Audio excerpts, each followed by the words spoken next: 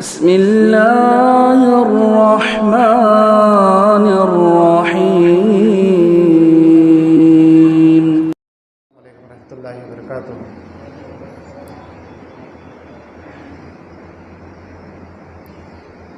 ان الحمد للہ نحمده ونستعینه ونستغفره ونعوذ باللہ من شرور انفسنا ومن سیئات اعمالنا من يهده الله فلا مضل له ومن يضلل فلا هادي له واشهد ان لا اله الا الله وحده لا شريك له واشهد ان محمدا عبده ورسوله فان خير الحديث كتاب الله وخير الهدي هدي محمد صلى الله عليه وسلم وشر الامور محدثاتها وكل محدثة بدعة وكل بدعة ضلالة وكل ضلالة في النار۔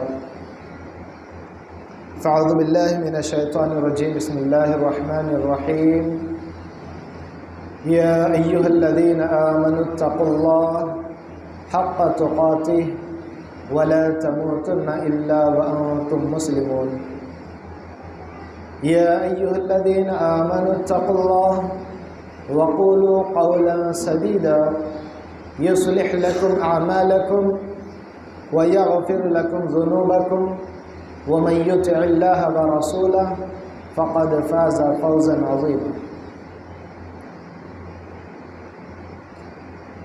قال الله تبارك وتعالى في القرآن المجيد والفرقان الحميد: يا أيها الذين آمنوا قوا انفسکم واہلیکم نارا۔ میرے محترم بزرگوں، نوجوانوں اور دینی ملی اسلامی بھائیوں اور پردہ نشین ماں اور بہنوں، ہر قسم کی تعریف و توصیف، حمد و ثنا، کبریائی و بڑائی اس اللہ رب العالمین کے لائق و زیبا ہیں جو ہم سب کا اور اس پوری کائنات کا حقیقی خالق و مالک، رازق و پالنہار ہے۔ لاکھوں لاکھ درود و سلام ہو تمام انبیاء علیہم السلام اجمعین پر، خصوصاً ہمارے آخری نبی، پیارے حبیب، تاجدار مدینہ، آمنہ کے لال جناب محمد مصطفیٰ صلی اللہ علیہ وسلم پر، جن کو رب ذوالجلال نے اس آخری امت کے لیے ہدایت کا رہبر و رہنما بنا کر مبعوث فرمایا تھا۔ باری تعالیٰ سے دعا کرتے ہیں کہ اے رب ذوالجلال، تو جب تک ہمیں اس فانی دنیا میں باحیات رکھ، تو حقیقی اور سچے معنوں میں تیرے نبی سے محبت اور تیرے نبی کی پیروی کرتے ہوئے زندگی گزارنے کی توفیق عطا فرما، آمین۔ محترم حضرات، جیسا کہ لگاتار آپ لوگوں کے درمیان ہمارے موضوع کے تعلق سے تذکرہ کیا گیا، جو ٹاپک ہماری تھی، جس موضوع کے تحت، ایک ہی موضوع کے تحت کچھ باتیں قرآن و حدیث کے روشنی میں آپ کے سامنے رکھنے کی کوشش کی گئی، پرفتن دور میں ایمان پر ثابت قدمی۔ اب یہاں پر سب سے اہم بات یاد رکھنے کی ہے، اپنی بات کو شروع کرنے سے پہلے جتنے لوگ یہاں بیٹھے ہیں، چاہے مرد عورتیں ہوں یا باہر ہوں، یہ دنیا بھر کے تمام مسلمانوں کی بات ہے۔ ایک طرف تمام مسلمانوں کو رکھا جائے اور ایک طرف تمام کافروں کو، تمام مذاہب والوں کو رکھا جائے۔ اب مسلمانوں سے سوال کیا جائے، اے مسلمانوں، اس میں دونوں میں ایک طرف ہے مسلمان، ایک طرف ہے کافر۔ اب کسی بھی اگر مسلمان سے پوچھ لیں کہ حق پر کون ہے، ہم کیا کہیں؟ ہم ہیں۔ مسلمان کیا جواب دیں گے؟ مسلمان ہیں۔ ٹھیک ہے، اگر مان لیا جائے کہ وہ سارے انسانوں میں ایک مسلمانوں کی جماعت کہہ رہے کہ یہ حق پر ہے، تو سوال پیدا ہوتا ہے کہ پروف کیا ہے؟ بات سمجھ میں آ رہی ہے؟ کافر بھی پوچھیں گے ارے بھائی تم صحیح کیسے، ہم غلط کیسے؟ تم بھی وہی کھاتے ہم بھی وہی کھاتے، تم بھی وہی کر رہے ہم بھی وہی کر رہے، سب سیم ہے، تو پھر چینجنگ کیا ہے؟ دونوں میں فرق کیا ہے؟ جبکہ شادی بھی تم کرتے ہیں ہم بھی کرتے ہیں، کئیوں مسائل میں سب ایک ہے۔ تو وہاں پہ ہم ان کو بتائیں گے ہم اللہ کو مانتے ہیں، تم اللہ کو نہیں مانتے، ہے بات؟ ہم صرف اللہ کی عبادت کرتے ہیں، تم اللہ کی عبادت ہی نہیں کرتے، فرق ہے۔ اور پھر ہم دوسرے اور فرق بتاتے ہیں، ہم نبیوں کو مانتے ہیں اور پیارے حبیب صلی اللہ علیہ وسلم کو نبی رسول مانتے ہیں، ان کی اتباع کرتے ہیں، لیکن تم کسی نبی کو تسلیم ہی نہیں کرتے، نبی کو مانتے ہی نہیں۔ اور اسی طرح مسلمان یہ بھی کہیں گے ہم آخرت پر یقین رکھتے ہیں، ہم آخرت سے ڈرتے ہیں، ہم قبر کو مانتے ہیں، قبر سے ڈرتے ہیں، اللہ کی پکڑ سے ڈرتے ہیں، اللہ کی ساری نافرمانیوں سے بچنے کی کوشش کرتے ہیں، اللہ کی فرما برداری کرنے کی کوشش کرتے ہیں، کئیوں کی چیزیں ہم کیا کریں گے، گنائیں گے، بات ہے۔ تو آج ہم اسی مجلس میں ایک مختصر سے وقت میں اپنی زندگیوں کا، اپنے حالات کا یا مسلمانوں کے حالات کا، ساری چیزوں کا ہم جائزہ لیں گے، آج ہم ان چیزوں پر قائم ہیں یا نہیں، بات سمجھ میں آ رہی؟ یہ اصل ایمان، یہی امپورٹنٹ ہے۔ اب آگے بڑھتے ہیں۔ اب دیکھیے پرفتن دور میں ثابت قدمی، ٹھیک ہے؟ اب کئی لوگوں کو تو اب پرفتن بولے تو مانا نہیں مانا، اب اس کی وضاحت بھی میں کر دیتا ہوں۔ پرفتن یعنی فتنوں سے بھرا ہوا، بات سمجھ میں؟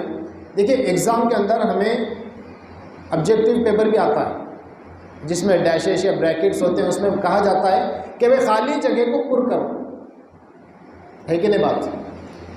تو یہاں پر ایک بات یاد رکھیں، پر فتن کا مطلب یہ ہے کہ ہر جگہ سے، ہر اعتبار سے فتنے پھیل چکے ہیں، کچھ ہی جگہ باقی ہے، کچھ ہی اعمال باقی ہیں، کچھ ہی چیزیں باقی ہیں، یہ مطلب ہے۔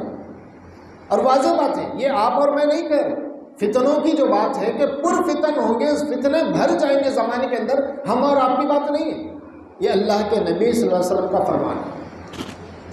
کئیوں حدیثوں میں پیارے حبیب محمد صلی اللہ علیہ وسلم فرماتے ہیں، الگ الگ مثالیں دے کر اللہ کے نبی صلی اللہ علیہ وسلم نے بتایا کہ ایسے ایسے فتنے آئیں گے۔ ایک حدیث میں تذکرہ ملتا ہے، فرماتے ہیں اللہ کے نبی صلی اللہ علیہ وسلم کہ اے لوگوں،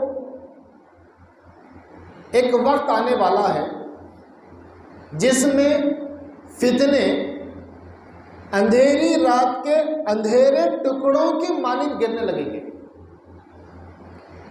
ابھی کہ مطلب کیا ہے؟ اندھیری رات میں اندھیرے ٹکڑوں کی مانند، کالے ٹکڑوں کی مانند۔ اب دیکھیے ایک اندھیرا چھا گیا، اب ہم ہر وقت اندھیرا چھا گیا تو ہم کس چیز کی تلاش لیتے ہیں؟ چمک کی، بھائی کوئی روشنی مل جائے، چراغ، لائٹ، اگر ہیرا بھی ہو چمکنے لگتا ہے اندھیرے میں، تو ہمیں چمک کی تلاش ہوتی ہے۔ اندھیرے میں کالی چیز، اندھیری چیز، تو تصور کیجیے کتنی خطرناک ہوگی۔ اندھیری رات میں کالی ٹکڑیوں کے گرنے کے مانند فتنے گریں گے، ظاہر ہوں گے، برسیں گے، جیسا جیسا قیامت قریب آئے گی۔ مطلب یہ ہے، اب ایک اور دو مثالیں جو اللہ کے نبی نے دی، اس کو دینے کے بعد میں مفہوم بتاتا ہوں، بڑی آسانی کے ساتھ ہم سمجھتے ہیں کہ ہم کتنے پرفتن اور کتنے خطرناک زمانے میں جی رہے ہیں۔ ایک اور مثال ہے، ایک اور حدیث میں اللہ کے نبی صلی اللہ علیہ وسلم بتاتے ہیں کہ اے لوگوں، ایک وقت ایسا آئے گا کہ فتنے سمندر کی موجوں کی مانند آتے رہیں گے۔ دنیا کا کوئی بھی کونا، ہم سمندر کا جب تذکرہ سنتے ہیں تو ہمیں سب سے پہلے دماغ میں یہی بات آتی ہے، اس کی موجیں، ہے نا؟ اس کی موجیں ہمارے دماغ میں آتی ہیں، جو لگاتار موجیں آ رہی ہیں، لوگ اس سے لطف اٹھاتے ہیں، انجوائے کرتے ہیں، مزہ لیتے ہیں، خوش ہوتی ہے طبیعت، جا کے ڈرتے ہیں، اسے چیلنج کرنے کی کوشش کرتے ہیں، سب کچھ ہوتا ہے۔ تو اللہ کے نبی بتاتے ہیں کہ جس طرح سمندر کی موجیں آ رہی ہیں، آتی ہیں، اس طرح فتنے لگاتار ایک کے پیچھے آتے رہیں گے۔ اور اسی مثال کو دیتے ہوئے ایک ایک اور طریقے سے اللہ کے نبی فرماتے ہیں آنے والا زمانہ گزرے ہوئے زمانے سے خطرناک ہوگا. آنے والا وقت گزرے ہوئے وقت سے خطرناک ہوگا. آنے والا کل گزرے ہوئے کل سے خطرناک ہوگا. اب دیکھیے آج ہم اس دن میں جی رہے ہیں. ایک دن پہلے ہم گزار چکے. کون سا؟ ہفتے کا دن ہے نا. اب آنے والا کل ہمارا کون سا ہے؟ منڈے، پیر کا دن. آنے والا منڈے خطرناک ہے. جس دن منڈے میں آ جائیں گے، منڈے میں کہیں گے ارے بھائی سنڈے خطرناک تھا. نہیں، سنڈے جیسا بھی تھا، منڈے کے بعد جو ٹیوزڈے آنے والا، جو منگل آنے والا اور خطرناک ہے. اس طرح اللہ کے نبی نے مثال دے کر سمجھایا. اب یہاں پر ایک سوال پیدا ہوتا ہے، ایک دل و دماغ میں شوشہ آتا ہے، ایک وسوسہ آتا ہے. ارے بھائی اللہ کے نبی نے یہ جو مثالیں دی، اندھیرے سے مثال دی، سمندر کی موجوں سے مثال دی، آخر اس کا کیا مطلب ہے؟ کیسے سمجھ سکتے ہیں؟ چلیے بات تو مان لی کہ فتنے آنے والے، لیکن یہ مثال سے فتنوں کا کیا لینا دینا، فتنوں کا خطرناک ہونا کیسے سمجھیں؟ صاف طریقے سے بتاتا ہوں. دیکھیے اندھیرا ہے، روشنی کا جب وقت ہوتا ہے، کئی لوگ دیکھنے والے ہیں، بینائی ہے، آنکھیں دیکھ رہی ہیں. کوئی صاف آنکھوں سے دیکھ رہا ہے، کوئی چشمہ لگا کر دیکھ رہا ہے. اب کوئی چشمے کے بغیر بھی اگر دیکھ رہا ہے تو اس میں دیکھنے میں بھی فرق ہے. کوئی نارمل دیکھ رہا ہے، کوئی قریب کا دیکھ پا رہا ہے، کوئی دور کا دیکھ پا رہا ہے، کوئی دور کا نہیں دیکھ پا رہا ہے، کوئی اچھی طریقے سے دور کا بھی دیکھ سکتا. سب کچھ ہو رہا ہے، یہ فرق ہے سب میں. اسی طرح اب اگر تاریکی چھا جائے، رات کی تاریکی چھا جائے، نہ اس میں چاند ہے، نہ سورج کی روشنی ہے، نہ ستارے ہیں، نہ کوئی چراغ ہے، نہ کوئی جگنو ہے، نہ کوئی اجالا ہے، کچھ نہیں، پورا اندھیرا، تاریک رات چھا چکی ہے. اب ایسی خطرناک تاریکی میں کتنا اچھا بھی دیکھنے والا ہو، وہاں پہ وہ بھی لاجواب ہو جائے گا، وہ بھی اندھے کے مانند ہو جائے گا. ہوتا ہے نا، اچانک کبھی کرنٹ چلے، کیا آتا ہے؟ سب اندھیرا. اس طرح دیوار دیکھتے ہیں سب، ہے کہ نہیں بات؟ بھائی کہاں ہے سہارا؟ دیوار مل گئے، سکون سے ٹھہر جاتے، بھائی مل گیا. یہ ایک مثال ہے ہمارے لیے. فتنے جب آ جائیں گے، لوگوں کی حالتیں ایسی ہوں گی کہ فتنے کو پہچان نہیں پائیں گے. کیا فتنہ ہے نہیں معلوم، تباہ کرنے والی چیز کیا ہے نہیں معلوم، ان کے ایمان کو زنگ لگنے والی چیز کیا ہے نہیں معلوم، ایمان کو تباہ کرنے والی چیز کیا ہے نہیں معلوم لوگوں کو. تو مطلب یہی ہے، اندھیرے میں جس طرح دیکھنے والا بھی اندھا ہو جاتا ہے، تو اسی طرح فتنے آنے کے بعد مسلمان کہنے والا بھی اس فتنہ میں ملوث ہو کر ایسے بہک جائے گا کہ اس کو معلوم ہی نہیں ہوگا کس فتنے میں ملوث ہے. اور سمندر کی جو موجوں کی اللہ کے نبی صلی اللہ علیہ وسلم مثال دیتے ہیں، فرماتے ہیں کہ سمندر کی موجوں کی مانند. اب دیکھیں موجوں کی مثال اللہ کے نبی صلی اللہ علیہ وسلم کیوں دیتے ہیں؟ وہ موجوں کی مثال دیتے بتاتے ہیں کہ ایک موج آتی ہے، کنارے پر پانی آ جاتا ہے، پھر تھوڑی بڑی موج آتی ہے، اس طرح ہوتے ہوئے ایک چھوٹی بڑی لگاتار موجیں آتی ہیں. تو یہ بات ہم کو یاد رکھنا ہے کہ اب جو زمانے میں ہم جی رہے ہیں اور لگاتار قیامت تک جو زمانہ ہے، یہ ایسا پر فتن ہے کہ ہر دن کوئی نہ کوئی فتنہ موج کی مانند اڑتا رہے گا، لوگوں کو تباہ کرتا رہے گا. بات سمجھیں؟ اب ہم ٹھہرے سمندر کے کنارے، ایک موج آ کے ماری، ارے بڑی موج تھی، پھر تھوڑی دیر ایک اور بڑی موج آ رہی ہے، پھر تھوڑا وقت جاتا چھوٹی موج آتی ہے، پھر بڑی موج آتی ہے، ہوتے ہوتے 10 12 فٹ کی بھی موجیں آتی ہیں سمندر کے کنارے. کیا ہوتا ہے؟ اور مزے تو لیتے ہیں، لیکن ایک بات تو ہوتی ہے، 100 لوگ اگر مزے لے رہے ہوں موجوں میں، پیچھے سے کہنے والے 5-10 لوگ ہوتے ہیں، ارے بھائی سنبھل کے پیچھے جو موجیں خطرناک ہوتی ہیں، ان سے پنگا نہیں، ان سے چیلنج نہیں، ان سے مقابلہ نہیں کر سکتے. وہ دکھنے میں چھوٹی موٹی ہے، مزے لے رہے، سب کچھ ہو رہا ہے، اگر ایک بار پیر سلپ ہو جائے گئی زندگی. تو اس مثال کے تحت اللہ کے نبی یہ سمجھانا چاہتے ہیں اپنی امت کو کہ آنے والے فتنے یہی موجوں کی مانند خطرناک ہوں گے. ایک گیا تو دوسرا تمہیں پھنسانے کی کوشش کرے گا، ایک سے بچ گئے دوسرے سے پھنس جاؤ گے، دوسرے سے بچ گئے تیسرے میں پھنس سکتے ہو، تیسرے سے بچ گئے 5 میں. تو ہر دن جو وہ ہم صبح کرتے رہیں گے، سال بھر دن آتا ہے رات آتی ہے، دن آتا ہے رات آتی ہے. آج بچ گئے کل تباہ ہو جائیں گے، کل بچ گئے پرسوں تباہ ہو سکتے ہیں. تو مطلب یہ بتانے کا ہے کہ زمانے میں فتنے بھرے پڑے ہوں گے. اب یہاں پہ میں بتاتا چلوں، اب اتنی بات تو ہم نے کر لی کہ بھائی تباہی ہوگی، تباہ ہو جائیں گے وغیرہ وغیرہ۔ اب اگر میں خالی یہ بات کر دوں اس کے بعد کہ بھائی اب ہم کو ثابت قدم رہنا تو کیا کریں؟ اب اس سے پہلے ایک سوال آتا ہے، ایک بات آتی ہے، اب لوگ پوچھیں ارے بھائی آپ چیز کی حقیقت بتائیں، چیز کو سمجھائیں، خطرناک بتائیں، پھر اس سے بچنے کا بتائیں، چیز کیا ہے وہی نہیں بتائیں۔ بات سمجھ میں آئی؟ یہی تو سوال ہو سکتا ہے نا دل و دماغ کے اندر کہ بھائی اب وہ کیا چیزیں ہیں، وہ فتنے کیا ہیں، کیسے پہچانے، کیا بول کے پہچانے؟ اب اس کے بارے میں بتاتا چلوں۔ دیکھیے کئی قسم کے فتنے ہیں۔ اب یہ بات یاد رکھ لیں، قیامت کے قریب آنے والی جو علامات کا اللہ کے نبی صلی اللہ علیہ وسلم نے تذکرہ کیا، وہ علامات بھی فتنہ ہیں۔ بات سمجھ میں آ رہی؟ دجال آنے والا ہے نا، دجال کون ہے؟ مسلمان نفرت کرتے ہیں اس سے، پناہ مانگتے ہیں اس سے اللہ کی۔ دجال بھی فتنہ ہے، علامت ہے قیامت کی، فتنہ ہے۔ یاجوج ماجوج آئیں گے، قیامت کی علامت ہے، فتنہ ہے۔ تو کئیوں چیزیں جو علامات قیامت میں شامل ہیں، وہ ساری چیزیں فتنہ ہیں، کچھ چیزوں کو چھوڑ کر۔ جیسے عیسیٰ علیہ السلام کا بھی نزول ہوگا، امام مہدی بھی آئیں گے، تو یہ لوگ فتنہ نہیں، لیکن ان کے نام پر فتنہ ہوگا، یہ بہت اہم مسئلہ ہے۔ آج امت کے اچھے پڑھے لکھے بڑے بڑے طبقے یہ معاملے میں گمراہ ہیں۔ بات سمجھ میں آئی؟ آگے انشاءاللہ وضاحت کریں گے اس کی بھی۔ اب یہاں پر بات کو آگے بڑھاتے ہیں۔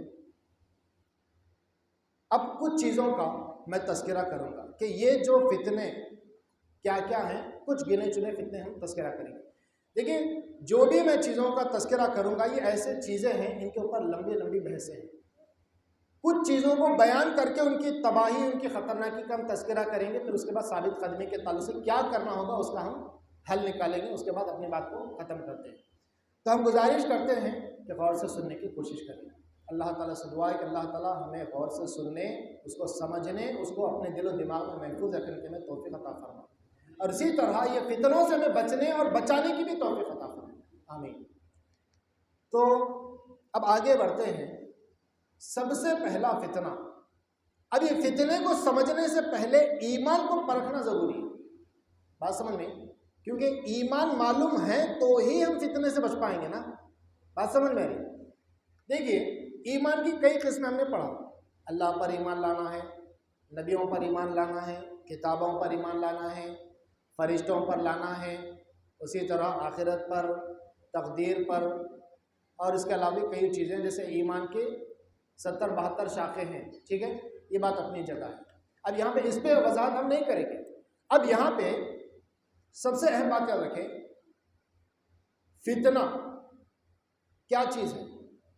فتنہ کہا جاتا ہے ہر وہ چیز جو انسان کے لیے آزمائش ہے، یا ہر وہ چیز جو انسان کو تباہ کرنے والی ہے، ٹھیک ہے۔ اب مثال کے طور پہ دیکھیں، نبیوں اور رسولوں کے آنے سے پہلے قومیں کس کی بات کرتی تھی؟ اللہ کو چھوڑ کر، ہے؟ تو ہم کیا کہیں گے صاف طریقے سے، نبی آنے سے پہلے وہ ساری قوم کیا تباہ ہونے والی تھی۔ نبی آئے، نبی نے بچا لیا ان کو، جو ایمان لائے بچ گئے، ہے بات؟ جو نبی کی اتباع کرتے رہے وہ بچ گئے۔ کس سے بچ گئے؟ جہنم سے بچ گئے، اللہ کی پکڑ سے بچ گئے، اللہ کے غضب سے بچ گئے، اللہ کی نافرمانی سے بچ گئے۔ کیوں؟ انہوں نے ایمان کو اپنایا، ایمان لائے، ایمان پر ثابت قدم رہے۔ اب آگے بڑھتے ہیں۔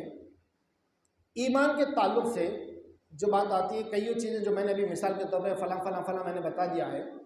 اب یہاں پر یاد رکھیں، ایمان ہمارا مضبوط ہونا ضروری ہے، ٹھیک ہے۔ ایمان کے معاملے میں بھی ہمیں جانچا جائے گا۔ اب دیکھیے مسلمان ہیں، مسلمانوں میں بھی کئی قسمیں ہیں۔ اب ہر کسی کی سوچ الگ، ہر کسی کے عبادت کے معاملات الگ، ہر کسی کے اعتبار سے کیا ہے، الگ الگ ہے سب۔ اب سب سے اہم مسئلہ یہاں پر بات رکھنے کی یہ ہے، پہلے ایک فتنے کو دیکھتے ہیں کہ بھائی فتنہ کیا چیز ہے، اس سے کیسے آزمایا جائے گا۔ دیکھیے مارکیٹ میں سونے کی جیسی دو چیزیں آئی، ٹھیک ہے، ایک اوریجنل سونا ہے اور ایک ڈپلیکیٹ سونا ہے۔ اب یہ دو چیزوں کو لا کر انسان کے سامنے رکھ دیا گیا۔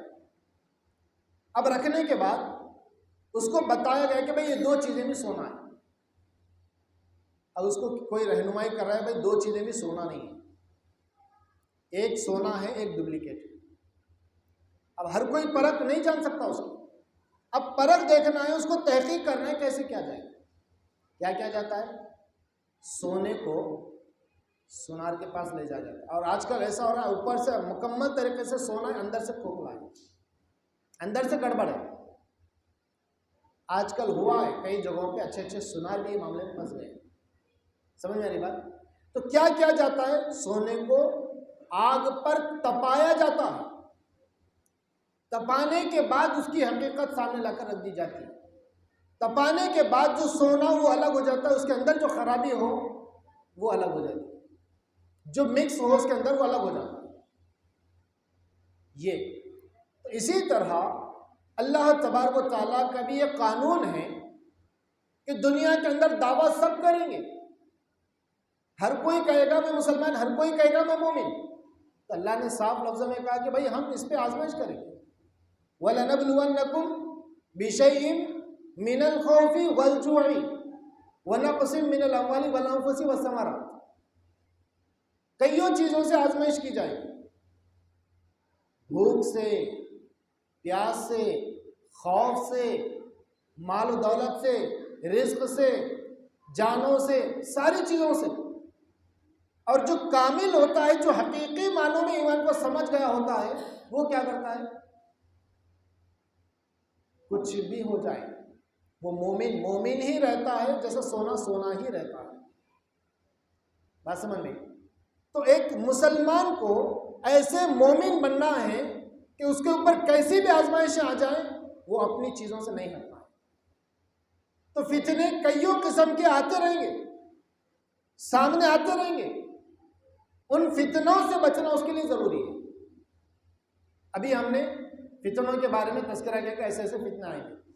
اب آگے بڑھتے ہیں. اب میں مثال سمجھاتا چلوں. کیا ہے؟ پوری دنیا کے اندر سب سے بڑی تباہی, سب سے بڑا فتنہ شرک کا فتنہ ہے. یہ بات یاد رکھیں, شرک کا فتنہ سب سے بڑا فتنہ ہے. اب اور ایک بات اسی کے ضمن میں کروں. اب کئی ہمارے مسلمانوں کو, چاہے وہ مرد حضرات ہوں عورتیں ہوں, لوگوں کو سنتے ہی ایک عجیب سی بے چینی شروع ہوتی ہے. ارے بھائی یہ کیا بھائی, بات بات پہ شرک شروع کر دیا. بات سمجھ میں نہیں, بات بات پہ شرک, بات بات پہ توحید. تو اس پہ میں زیادہ یہ موضوع پہ نہیں لوں گا, بس ایک دو باتیں بتا کر ہم بات دوسرے فتنوں کی طرف چلتے ہیں. سب سے بڑا فتنہ شرک کا فتنہ ہے. اب آپ جب میری وضاحت مختصر سنیں گے تب آپ کہیں گے بہت بہترین بات ہے. دیکھیے, اللہ کے نبی صلی اللہ علیہ وسلم باحیات ہیں. آپ نے لوگوں کو مخاطب کرتے ہوئے فرمایا کہ اے لوگوں, ایک ایسا وقت آیا ہے عرب بت پرستی سے پاک ہو چکا ہے. جی, عرب بت پرستی سے پاک ہو چکا ہے, شرک کا خاتمہ ہو چکا ہے.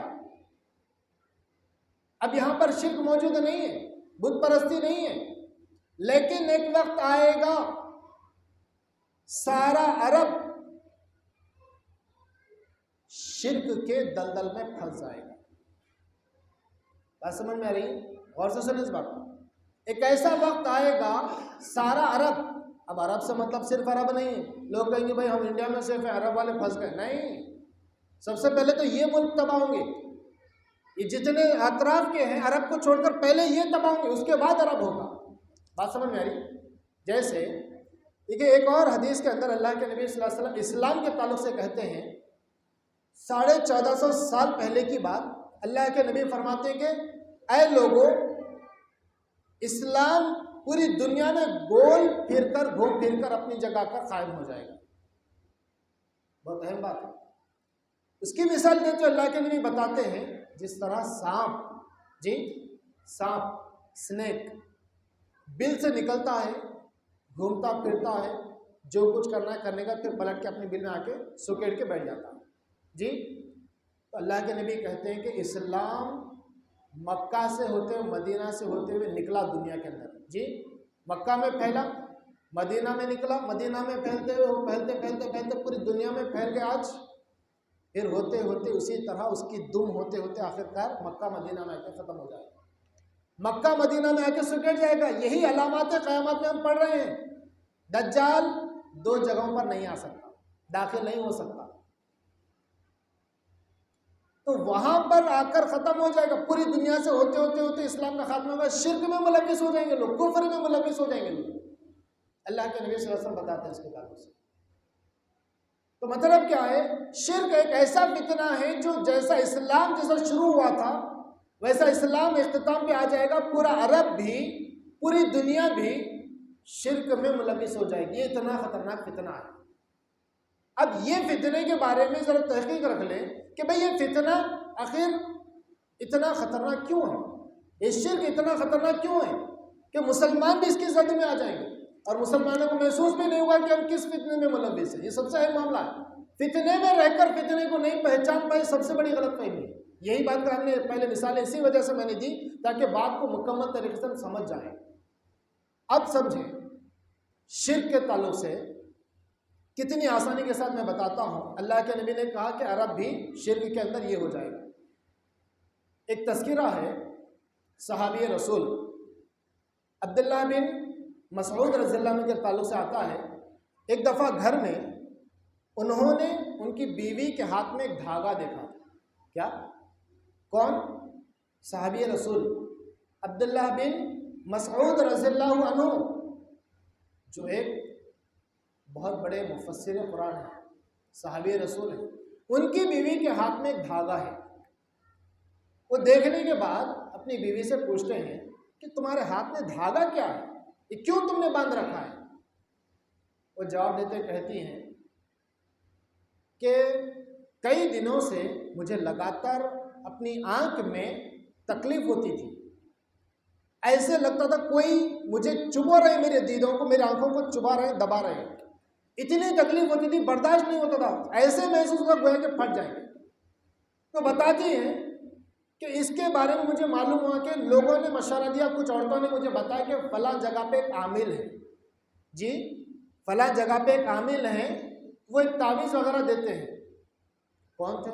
یہودی، مسلمان نہیں، یہودی۔ ایک یہودی ہے، تعویذ وغیرہ کچھ تاگے وغیرہ دیتا ہے، اس کو باندھ لینے سے ساری چیزیں دور ہو جاتی ہیں۔ تو میں اس کے پاس گئی، اس نے مجھے دھاگا دیا، میں نے پہن لیا، جب سے پہنا ہے اس وقت سے مجھے سکون ہے، کوئی چیز مجھے نہیں ہو رہی، یہ تکلیف میری ختم ہو چکی ہے۔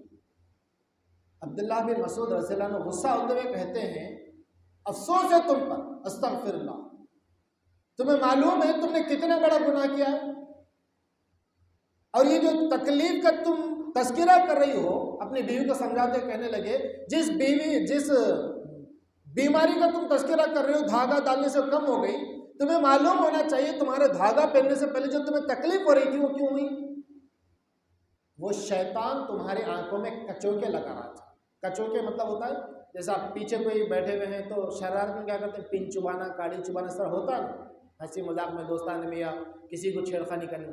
تو شیطان تمہاری آنکھوں میں کچوکے لگا رہا تھا، وہ تکلیف تمہاری کچوکے کی وجہ سے تھی، اور تم اگر کثرت سے اللہ کی پناہ مانگ لیتی تو تم اس سے بری ہو جاتی، لیکن تم نے ایسا نہیں کیا۔ تم نے جب سے دھاگا ڈالا، وہ شیطان چاہتا تھا کہ تم کو شرک میں لائے، شرک کے راستے پہ تم کو لا کے چھوڑے، تم کو اللہ کا نافرمان بنا کر چھوڑے، اور اس نے تکلیف دی، آزما کر دیکھا، وہ آزمائش میں کامیاب ہو گیا، اس نے جو کرنا تھا کر دیا، وہ کامیاب ہو گیا، تم آزمائش میں برباد ہو، نکال کر پھینک دو۔ اس کے بعد ان کو چیز سمجھ میں آ گئی، نکال کر پھینک دیا گیا، اس کے بعد معمولی طریقے سے زندگی گزرنے لگی۔ اب اس بات کو ہم سامنے رکھتے ہیں، آج یہی معاملہ بڑے افسوس کے ساتھ کہنا پڑتا ہے، بے شمار مسلمان، یوں سمجھے ہند و پاک کے اندر، بر صغیر جو ہے ہندوستان، ہمارے پاکستان کے اندر، یہ اکثر چیزیں دیکھنے کو ملتی ہیں۔ مسلمان ہیں، یا تو گلے میں دھاگا، یا تو پیر میں دھاگا، یا تو ہاتھ پہ دھاگا، کہیں نہ کہیں دھاگا۔ اب یہاں پر اس چیز کو سامنے رکھ کر ہم سوال کریں کہ بھائی ایک کافر بھی اپنے گلے میں تاگا باندھ رہا ہے، یا ہاتھ میں باندھ رہا ہے، یا پیر میں باندھ رہا ہے، اس میں اور ہم میں کیا فرق ہے؟ بات سمجھ میں آ رہی؟ اس میں اور ہم میں کیا فرق ہے؟ اگر ہم کہہ رہے ہیں ہم جنتی ہیں وہ جہنمی ہیں تو فرق کیسے؟ دھاگا اس نے بھی باندھا، اس کا یقین اللہ پر نہیں ہے، اور ہمارا یقین بھی دھاگوں پر اللہ پر نہیں ہے۔ چیز سمجھ میں آ رہی؟ یہ سب سے خطرناک چیز۔ اور آج دیکھیں، بڑے افسوس کے ساتھ کہنا پڑتا ہے، آج مسلمان بہت زیادہ ہیں۔ اس ملک کے اندر بھی 25-30 کروڑ کی آبادی مسلمانوں کی ہے، اور اکثریت کن کی ہے؟ ایسے ہی فتنوں کے اندر ملوث۔ یہ بات یاد رکھیں، خصوصاً یہ فتنوں کا شکار عورتیں ہوتی ہیں، مرد نہیں ہوتے، ایسا نہیں کہہ رہا ہوں میں، سب ہوتے ہیں، اچھے برے سب ہوتے ہیں۔ عورتیں بڑی آسانی کے ساتھ ہو جاتی ہیں، بڑی آسانی کے ساتھ ہوتی ہیں۔ کیوں؟ سب سے اہم معاملہ کیونکہ ان کو دین کی تعلیم سے مکمل طریقے سے آج دور رکھا گیا ہے۔ آج آپ دیکھیں، اسی ملک کی ہم بات کریں، کتنے مساجد ہیں؟ لاکھوں کی تعداد میں مساجد ہیں۔ اب اتنے مساجد میں کتنی مسجدوں میں عورتوں کے لیے انتظام ہے؟ گنے چنے، صرف گنے چنے۔ کیا عورتیں مسجد کو آئیں گی تو فتنہ؟ لوگوں نے جو شوشہ چھوڑ رکھا ہے، بھئی عورتوں کو مسجد میں نہیں آنے دینا، عورتیں فتنہ ہے، مسجد نہیں آنے دینا۔ اچھا، بازار میں جائے تو نہیں فتنہ، شادیوں میں جائے تو جی، اس کے علاوہ کہیں پر بھی جائے کچھ بھی نہیں، بہت اچھی چیز ہے، آؤ ہر جگہ استقبال، عورتیں پہلے، تو مسجد کے دروازے کیوں بند؟ بڑے افسوس کے ساتھ کہنا پڑتا، اللہ کے نبی صلی اللہ علیہ وسلم صحابہ خصوصاً عورتوں کا ایک سیکشن بنایا جاتا تھا، ان کا اہتمام بھی ان کے لیے رکھا جاتا تھا، ساری سہولیات دی جاتی تھی۔ دین کی تعلیم مرد جس طرح اللہ کے نبی سے لیتے تھے، صحابیات بھی لیتے تھے، عورتیں بھی لیتی تھی۔ جس طرح مرد آ کر سوالات کرتے تھے، اسی طرح پردے کے دائرے میں رہ کر اللہ کے نبی سے عورتیں بھی سوال کرتی تھی۔ آج مکمل طریقے سے ہم نے دین کا، علم کا دروازہ ان کے لیے بند کر کے پھینک دیا۔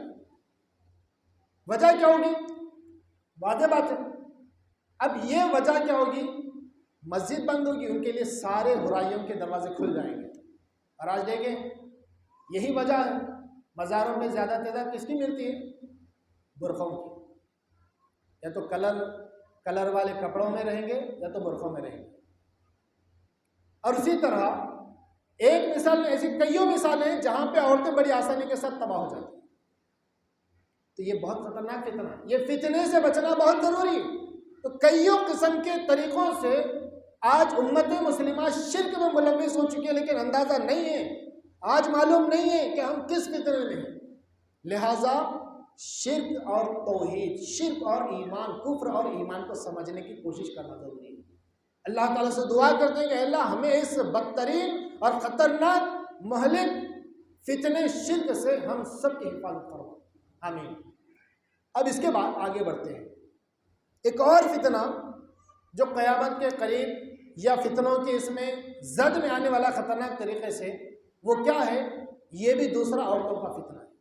اب یہاں پر ایک بات میں واضح کر دوں، اب بار بار میں یہ کہہ رہا ہوں کہ بھئی عورتوں کا فتنہ، عورتیں بھی فتنے ملوث ہوں گی، اس کا مطلب یہ نہیں ہے کہ میں مردوں کو چھوڑ کر عورتوں کو ٹارگٹ کر رہا ہوں، یہ بات نہیں ہے۔ وہی عورتیں ہماری ماں بھی ہو سکتی ہیں، وہی عورتیں ہماری بہنیں ہو سکتی ہیں، وہی عورتیں ہماری بیٹیاں ہو سکتی ہیں، وہی عورتیں ہماری رشتہ دار ہو سکتی ہیں، وہی عورتیں ہمارے خاندان کی بھی ہو سکتی ہیں۔ اس اعتبار سے ہماری بھی ذمہ داری ہے کہ اپنے گھروں کی خواتین پر نگران رہنا ہے، ذمہ دار اللہ نے بنایا ہے۔ تو ہمیں دوسروں کو دیکھ کر خوش نہیں ہونا، دیکھو کیسے تباہ رہے ہیں، ارے اپنے گھر کی بھی خبر رکھو، اپنے گھر میں بچانے کی کوشش کرو، یہ بات کا تذکرہ ہے۔ اور جو سن رہی ہیں عورتیں، خواتین سن رہی ہیں، وہ یہ بات دل پہ نہ لیں کہ بھئی ہمارا تذکرہ ہو، اب آگے سب کا تذکرہ ہے۔ اب یہ جو دوسرا تذکرہ ہے، یہاں پر اللہ کے نبی صلی اللہ علیہ وسلم خصوصاً یہ عورتوں کا تذکرہ کریں گے، عورتیں اس فتنے میں بھی تباہ ہوں گی۔ کون سا فتنہ؟ فرمایا وَنِسَاءٌ کاسیاتٌ عاریاتٌ ممیلاتٌ مائلاتٌ۔ یہ بہت اہم لائن ہے جی۔ ایسی عورتیں کاسیاتن، کپڑے پہنے ہوئی ہوں گی، عاریاتن، پھر بھی ننگی ہوں گی۔ اللہ، بات سمجھ رہے ہیں؟ اللہ کے نبی بتا رہے کاسیاتن عاریاتن، کپڑے پہنے گی ننگی نہیں ہوں گی، کپڑے پہنے گی پھر بھی معاملہ ایسا ہوگا گویا کہ وہ عاریاتن، گویا کہ ننگی ہے۔ مطلب کیا ہے؟ مطلب ایسے لباس ہوں گے کہ جن سے ان کا بدن نظر آ رہا ہو، جن سے ان کا پردہ، جتنا ان کو پردہ کرنا مکمل پردہ نہیں ہو رہا ان کے جسم کا، اتنا لباس انہوں نے نہیں پہنا۔ یا تو نیچے کی پنڈلیاں نظر آ رہی ہیں، یا تو گھٹنے نظر آ رہے ہیں، یا تو اوپر کا حصہ نظر آ رہا ہے، یا تو پورا سر نظر آ رہا ہے۔ جی آج فیشن کا زمانہ ہے، جی آدھا پہننا بھی فیشن۔ اور سب سے خطرناک، اللہ حفاظت کرے، سب سے خطرناک بات یہ ہے، ایک وقت ایسا آتا ہے کہ عورت پوری ننگی ہو جاتی ہے، اس کو ورلڈ کا خطاب دیا جاتا ہے۔ یہ آج کا ماحول ہے۔ اب یہاں پر ایک بات یاد رکھیں، برائیوں کو فیشن کا نام دے دیا جائے، سب سے اہم بات یہ ہے۔ تباہ جو ہو رہے ہیں نا لوگ، عورتیں جو تباہ ہو رہی ہیں نا، برائیوں کو، فتنوں کو فیشن کا نام دے دیا جاتا ہے، اور دیا گیا اور دیا جاتا رہے گا۔ اب کسی بھی انسان کو اگر روکا جائے کہ ارے فیشن چل رہا بھائی، فیشن نہیں بھائی، ارے سب کر رہے ہیں بھائی، مطلب کیا ہے؟ مطلب یہ ہے کہ یہ خطرناک، اتنی معمولی چیز بن جائے گی لوگوں کے لیے کہ لوگوں کو اس کا احساس بھی نہیں ہوگا کتنی خطرناک تباہی میں آ چکے ہیں۔ اللہ کے نبی فرماتے ہیں، پھر آگے کہا ممیلاتن مائلاتن، مائل ہونے والی بھی ہوں گے، مائل کرنے والی بھی ہوں گی۔ کس کو؟ مردوں کو، مردوں کی طرف مائل ہوگی اور مردوں کو بھی اپنے طرف مائل۔ یعنی لوگ مجھے دیکھیں، سج دھج کر ایسے نکلتی ہے گویا کہ پورا محلہ ان کو دیکھے، پوری روڈ ان کو دیکھے، اور فخر کی بات سمجھتی ہے عورتیں۔ لیکن یہ بات، فخر کی بات اس کے لیے ہو سکتی ہے، محلہ اس کو دیکھ سکتا ہے، روڈ والے اس کو دیکھ سکتے ہیں، سب کو اس کو دیکھ کر خوش ہو سکتے ہیں اور تعریفیں ہو سکتی ہیں کہ تو بہت اچھی لگ رہی ہے، فلاں فلاں، جب کو ہو سکتا ہے۔ لیکن یہ عورت، اللہ اس کے فرشتوں کی لعنت کی مستحق بن جاتی ہے۔ ایسی عورتیں جنت میں داخل نہیں ہو سکتی ہیں۔ اور ایک یہاں پہ میں بات بتاتا چلوں، اور ایک بات کا اسی حدیث کے اندر اللہ کے نبی تذکرہ کرتے ہیں، فرماتے ہیں کیا ہے؟ رؤوسہن کأسنمۃ البخت المائلہ۔ اب یہ دوسری چیز کا تذکرہ ہو، عورتوں کی دوسری چیز کا تذکرہ۔ آج کل دیکھیں یہی فیشن کے زمانے میں چونڈے کا فیشن بہت چل رہا ہے، جو بال پیچھے عورتیں چوٹی وغیرہ لگاتی ہیں، چوٹی نکالی جاتی ہے، تو چونڈا آج کل چل رہا ہے۔ اب دیکھیے چونڈے میں دو قسم ہیں، ایک چونڈا ہے سر کا جو یہ حصہ ہے پیچھے برابر آتا ہے، ٹھیک ہے، اس سے منع نہیں، یعنی بعض دفعہ کام کرتے وقت عورتیں کیا اس کو لپٹ لیتی، اس میں حرج نہیں ہے۔ اور ایک مسئلہ یہ ہے کہ چونڈے کو ایسے اٹھایا جاتا ہے فیشن کے طور پہ، یہ جو سر کے اوپر اٹھایا جاتا ہے، جس طرح اب دیکھیے اونٹ ہے، اونٹ کے اوپر ایک کوہن ہوتی ہے، تو اس طرح چوٹی کو، اگر چونڈے کو عورت اگر اوپر کی طرف اٹھاتی ہے تو یہ اٹھانا اتنا بدترین عمل ہے کہ اس کی وجہ سے بھی، یہ عمل سے بھی وہ عورتیں جنت میں داخل نہیں ہو سکتی۔ بات سمجھ میں؟ اب اس کے بعد آگے اللہ کے نبی صلی اللہ علیہ وسلم فرماتے ہیں یہ عورتیں ولا لا يدخلن الجنہ، یہ عورتیں جنت میں ہرگز داخل نہیں ہو سکتی۔ اب اس کے علاوہ کچھ اور روایت ایسی بھی آتی ہیں جس کے اندر یہ بات کا بھی تذکرہ ہے۔ اور یہ عورتیں دو قسم کی عورتیں، جن کا لباس صحیح نہیں ہے، جو بے حیائی کا لباس پہننے والی ہیں، یا چونڈے کا غلط استعمال کرنے والی ہیں، غلط طریقے سے چونڈا باندھنے والی ہیں، یہ دو عورتیں جنت کے اندر داخل نہیں ہوں گی۔ اور دوسری بات، جنت کی خوشبو بھی محسوس نہیں کر پائیں گی، جبکہ جنت کی خوشبو کا تذکرہ ہے، میلوں میل سے لوگ اس کی خوشبو کو محسوس کریں گے، کئیوں کلومیٹر دور سے لوگ اس کی خوشبو کو محسوس کریں گے۔ جنت ملنا تو دور کی بات، اس کی خوشبو کو بھی محسوس نہیں کر پائیں گے، جنت کے قریب ہونے کے باوجود بھی وہ عورتیں۔ تو اس فتنے سے اپنی عورتوں کو بھی، اور جو عورتیں، جو خواتین سن رہی ہیں، ان کو بھی ان چیزوں سے بچنا اور بچانا ضروری ہے۔ اب اس کے بعد آگے بڑھتے ہیں۔ اب دیکھیے انہی فتنوں کے حساب میں ایک معاملہ ہوگا، یتقارب الزمان، زمانہ قریب پر قریب ہوگا، یعنی قیامت کی علامت میں یہ بھی ہے زمانہ لگاتار اتنا آسانی سے بڑھنے لگے گا، ایک کے بعد ایک دن، ایک کے بعد ایک ہفتہ، ایک کے بعد ایک مہینہ، ایک کے بعد ایک سال ایسے آتے جائیں گے، لوگ سوچتے رہ جائیں گے ارے بھائی کل ہی گیا، کل ہی ہفتہ گیا، آج ہفتہ آ گیا۔ بات سمجھ میں آئی؟ سال مہینوں برابر، مہینہ ہفتہ برابر، ہفتہ دن برابر، دن گھنٹہ برابر، اور گھنٹہ مہینے برابر، ایک گھنٹہ منٹ برابر، اور منٹ سیکنڈ برابر۔ سیکنڈ کا تذکرہ نہیں، اس کے منٹ کے بارے میں حدیث کے اندر ایسے الفاظ ہیں کہ چنگاری، صرف جس طرح ایک چنگاری نکلتی ہے، اس چنگاری کی مانند کیا ہوگا، منٹ نکل جائے گا۔ تو یہاں پر بتانے کا مطلب یہ ہے کہ زمانہ قریب آ چکا ہے، قیامت قریب آ چکی ہے، دن تیزی سے گزرتے جائیں گے۔ تو یہ دنوں کا تیزی سے گزرنا بھی ایک فتنہ ہے۔ کیسے فتنہ؟ بہت کچھ چاہ رہے ہیں، نیک بن جاؤں گا، نمازی بن جاؤں گا، دیندار بن جاؤں گا، فلاں بن جاؤں گا، فلاں بن جاؤں گا، گزرتے جا رہے دن، گزرتے جا رہے ہفتے، گزرتے جا رہے مہینے، زندگی کے ایام ختم ہو رہے ہیں، لیکن ہمارے ارادے مضبوطی پہ نہیں آ رہے۔ تو یہ بھی ایک فتنہ ہے، موقع چاہ کر بھی موقع گنوا دینا یہ فتنہ ہے۔ مطلب یہ ہے کہ ہم غفلت میں پڑے، سستی میں پڑے ہوئے، تو سستی ایک بہت بڑی غفلت، اور بہت بڑی غفلت بہت بڑا فتنہ، اور بہت بڑا فتنہ بہت بڑی تباہی۔ بات سمجھ میں آ رہی؟ اب اس کے بعد آگے بڑھتے ہیں، وَيَنْقُصُ الْعَمَلِ، قیامت کا ایک تذکرہ کرتے اللہ کے نبی بتاتے ہیں کہ عمل کم ہو جائے گا لوگوں کے درمیان سے۔ کون سا عمل؟ دین کا عمل، عبادات ہیں، نیکی کے کام ہیں، یہ کام کیا ہوں گے؟ بہت کم ہو جائے گا۔ ایسے بھی لوگوں کے علم ہوگا، عمل ختم ہو جائے گا، یا عمل بہت کم ہو جائے گا۔ عمل کم بہت ہو جائے گا، مسئلہ کیا رہے گا؟ بس ایک دو باتوں کو پکڑ کر یہ سمجھ لیا جائے گا کہ بھئی ہم جنتی ہیں، لا الہ الا اللہ محمد رسول اللہ پڑھ لیے، مسلمان نام رکھ لیے، زندگی میں موقع ملا کچھ نمازیں پڑھ لیے، 10-20 روپے کو صدقہ دے دیے، سمجھ گئے جنت ہم نے خرید کے چھوڑ دی۔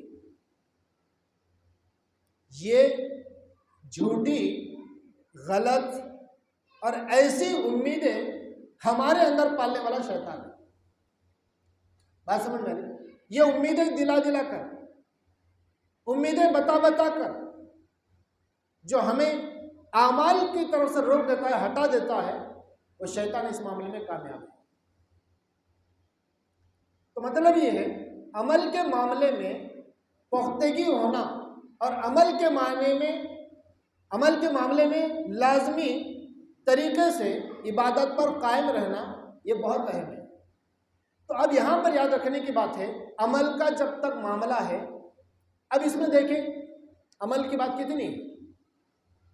یہی بات میں بتا رہا ہوں کہ دنیا میں اگر دیکھا جائے تو مسلمانوں کی تعداد کروڑوں میں، اس ملک میں بھی اگر دیکھا جائے تو مسلمانوں کی تعداد کروڑوں میں، مسجدوں کے اعتبار سے بھی دیکھا جائے تو جمعہ کے دن بھرنے والوں کی تعداد بہت ہے، لیکن عام نماز میں اگر دیکھیں گے تو معاملہ کیا ہے؟ 1 صف 2 صف، یہ ہر جگہ ہر مسجد کے ساتھ یہی تعلق ہے۔ اب یہاں پر یاد رکھیں یہ معاملہ کیوں ہے؟ زمانہ تیزی سے بڑھ رہا ہے، لوگوں کو معلوم ہے قیامت آنے والی ہے، لوگ اللہ کو ماننے والے ہیں، مرنے والے معلوم ہے، کب مریں گے نہیں معلوم، کہاں مریں گے نہیں معلوم، سب کچھ معلوم ہے، پھر بھی ہمارے اندر تبدیلی نہیں آ رہی، پھر بھی دین سے دور، پھر بھی عبادات سے دور۔ یہ معاملہ کیوں؟ کیونکہ ہمارے اندر کسی بھی معاملے میں ثابت قدمی اب تک نہیں آئی، یہ بات یاد رکھیں۔ بات سمجھیں، اس کا مفہوم یہی ہوگا کہ ثابت قدمی ہمارے اندر نہیں آئی، ہم نام لیوا ضرور ہیں، کام والے نہیں ہیں، یہ سب سے اصل مفہوم یہ ہے۔ اب آپ کو میں ایک مثال دیتا ہوں، چلو یہ مثال سے ہم خود سمجھ جائیں گے۔ دیکھیے آج کل اگر ہم ذرا بیمار ہو گئے، جی نمازیں پڑھیں گے، پوری نمازیں ضائع ہو جائیں گی، کہیں خوشی کے موقع پہ نمازیں پڑھیں گے، پوری نمازیں چلی جائیں گی، غم کے موقع پہ نمازیں پڑھیں گے، پوری نمازیں، غم کے معاملے میں غم کے بہانا، خوشی کے معاملے میں خوشی کا بہانا، ہاں ہر اعتبار سے ہم نے بہانے تیار کر رکھے عبادت سے دوری کے۔ اب یہ چیزوں کو سامنے رکھ کر ایسے علاقے، ایسے مقامات جہاں پر لگاتار صبح شام کچھ نہ کچھ فتنے ہو رہے ہیں، کچھ نہ کچھ گڑبڑ ہے، جان کا خطرہ، مال کا خطرہ، ساری چیزوں کا ہے، ایسے مقامات پر جہاں پہ بسنے والے مسلمان ہیں ان لوگوں کی زندگیوں کا جائزہ لیں۔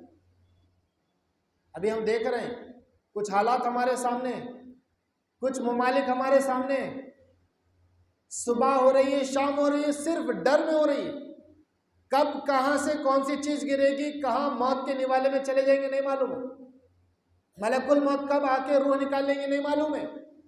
لیکن اتنا سب کچھ ہونے کے باوجود گھر ٹوٹ گئے، اولادوں کا انتقال ہو گیا، یا اولاد ماں باپ کا انتقال ہو گیا، رشتہ دار مر گئے، خونا خون ہو گئے، سب کچھ دیکھ رہے ہیں، پھر بھی نماز کا وقت آ رہا ہے، نماز پڑھ رہے ہیں، غم میں ہیں، تکلیف میں، پریشانی میں، پھر بھی الحمدللہ کہہ رہے ہیں، مصیبتوں میں گھرے ہوئے ہیں، پھر بھی اللہ کو پکار رہے ہیں۔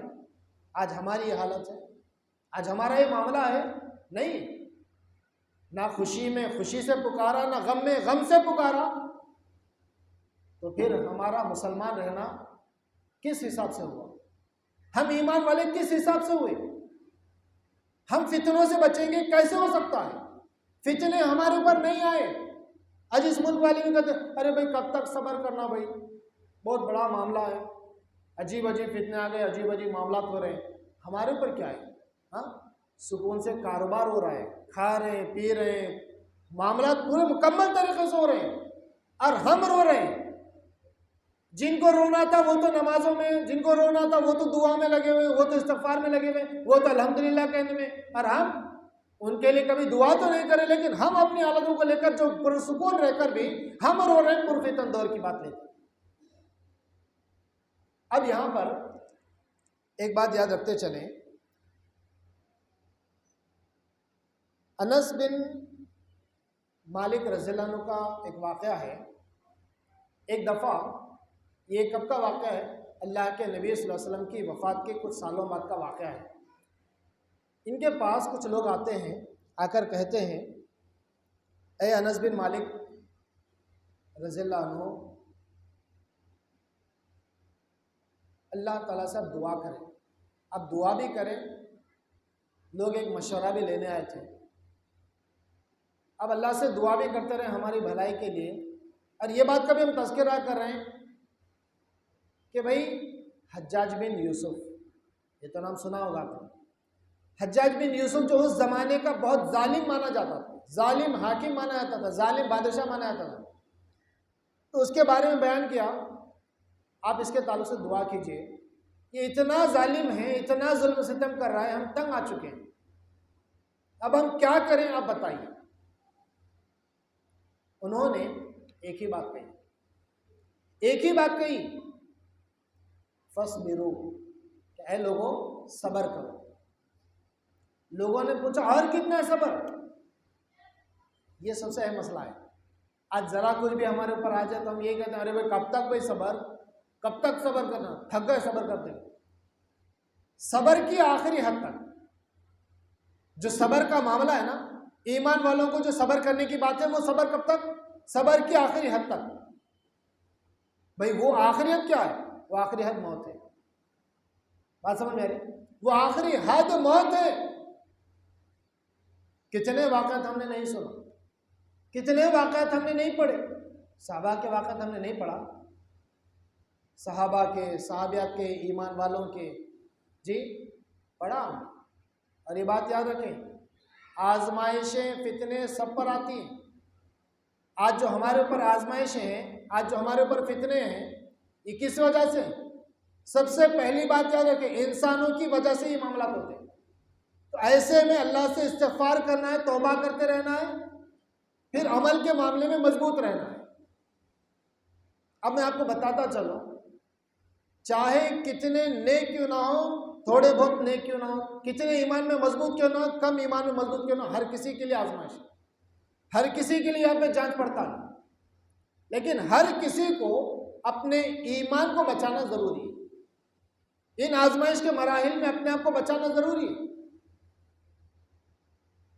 اب یہاں پر ایک بات یاد رکھیں، کچھ وقت پہلے ہریانہ اور اسی طرح آندھرا کے کچھ علاقے، کرناٹک کے کچھ علاقے، تمل ناڈو کے کچھ علاقوں میں لوگ ایمان سے مرتد ہو گئے، اسلام کو چھوڑ کر کافر ہو گئے یا عیسائی ہو گئے۔ بات سمجھ میں آ رہی؟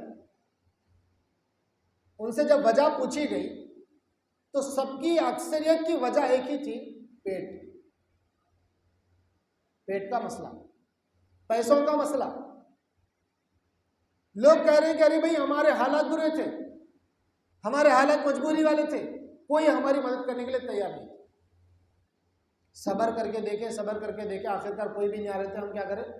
ان کے اندر چلے گئے، ان کے مذہب کو ہم نے قبول کر لیا، وہ ہم بن گئے، آج ہم ہر طریقے سے ہیلپ ہو رہی ہے۔ مطلب کیا ہے؟ ایسے خطرناک فتنے میں ملوث ہو گئے، تباہ ہو گئے، جس کا ان کو بھی اندازہ نہیں۔ ایک مومن وہ ہوتا ہے جو ہر قسم کی آزمائش کو، ہر قسم کے فتنے کو سہ لیتا ہے۔ اب یہاں پر ایک میں بات بتاتا چلوں، فتنوں میں سب سے بڑا فتنہ کون سا ہوتا ہے؟ کئی فتنے ہیں، اس میں ایک اہم بات یہ بھی ہوتی ہے کہ لوگوں کے اوپر ظلم و ستم ہوتا ہے کہ نہیں؟ بات لوگوں کے اوپر کیا ہوتا ہے؟ ظلم و ستم ہوتا ہے۔ اب وہ ظلم و ستم میں کیا ہوتا ہے؟ مارا جاتا ہے، تکلیفیں دی جاتی ہیں، گھروں کو توڑا جاتا ہے، ظلم و ستم کیا جاتا ہے ہر اعتبار سے، کئی اعتبار سے۔ لیکن جو ایمان والے ہوتے ہیں وہ کیا کرتے ہیں؟ بھائی کتنے بھی فتنے آ جائیں، کوئی کچھ بھی کر لے، ہم ایمان کو نہیں چھوڑنے والے، ہم ثابت قدم رہنے والے، ٹھیک ہے؟ یہ رہنے والے ہیں۔ اب اسی کے تعلق سے میں ایک مشہور محدث کے بارے میں بتاتا ہوں، امام بخاری رحمۃ اللہ علیہ۔ جی ان کے بارے میں تو ہر کوئی جانتا ہے۔ جب ہم ان لوگوں کے تذکرے پڑھتے ہیں تو ہم یہی سمجھتے ہیں شاید کہ بھائی ان لوگوں کے اوپر تو کچھ بھی نہیں تھا، بھائی یہ تو اللہ تعالیٰ کے نیک تھے، ان کی تو زندگیاں کتنی اچھی تھی۔ نہیں، جتنے تاریخ میں جو ہم نام پڑھتے ہیں، جتنے بڑے بڑے نام ہیں، ان کے ساتھ ظلم و ستم بھی اتنے خطرناک کیے گئے، معلوم ہے؟ اب میں آپ کو بتاتا چلوں، ایک واقعہ ان کے ساتھ کا بتاتا ہوں تاکہ ہمیں معلوم ہو کہ بھائی ان کے ساتھ بھی کیسے کیسے سلوک ہوئے، ان کے ساتھ بھی فتنوں کا معاملہ ہوا، ان کے ساتھ بھی آزمائشیں ہوئی۔ کیا ہوا؟ یہ 16-17 سال کی عمر میں ایک ایسے بڑے انسان تھے، یہ 40,000 علماء ان کو ایک ذمہ داری سونپتے ہیں کہ آپ حدیثوں کو جمع کرو، حدیثوں کو لکھو۔ اب ایسے انسان کو خراسان، جو ایک عرب کا ملک ہے، خراسان کا ایک امیر اپنے بچوں کو حدیث پڑھانے کے لیے ان سے کہتا ہے کہ آپ میرے گھر پہ آ کے میرے بچوں کو حدیث کی تعلیم دیں۔ بات سمجھ میں آ رہی؟ بات بڑی ہے چھوٹی ہے؟ اگر ظاہری اعتبار سے دیکھیں گے، ارے بھائی معمولی بات ہے، جا کے پڑھا دینا تھا، ہم یہی کہیں گے نا، جا کے پڑھا دینا تھا، وہ بڑا مسئلہ تھا کیا؟ اب دوسرے الفاظ میں یہ کہیں گے، ارے بھائی مول صاحب کو بہت ہی چکڑ ہے، بہت ہی تکبر ہے، جا کے پڑھانے نہیں ہوتا کبھی۔ اب اس کو کئی القابوں سے نوازا جائے گا۔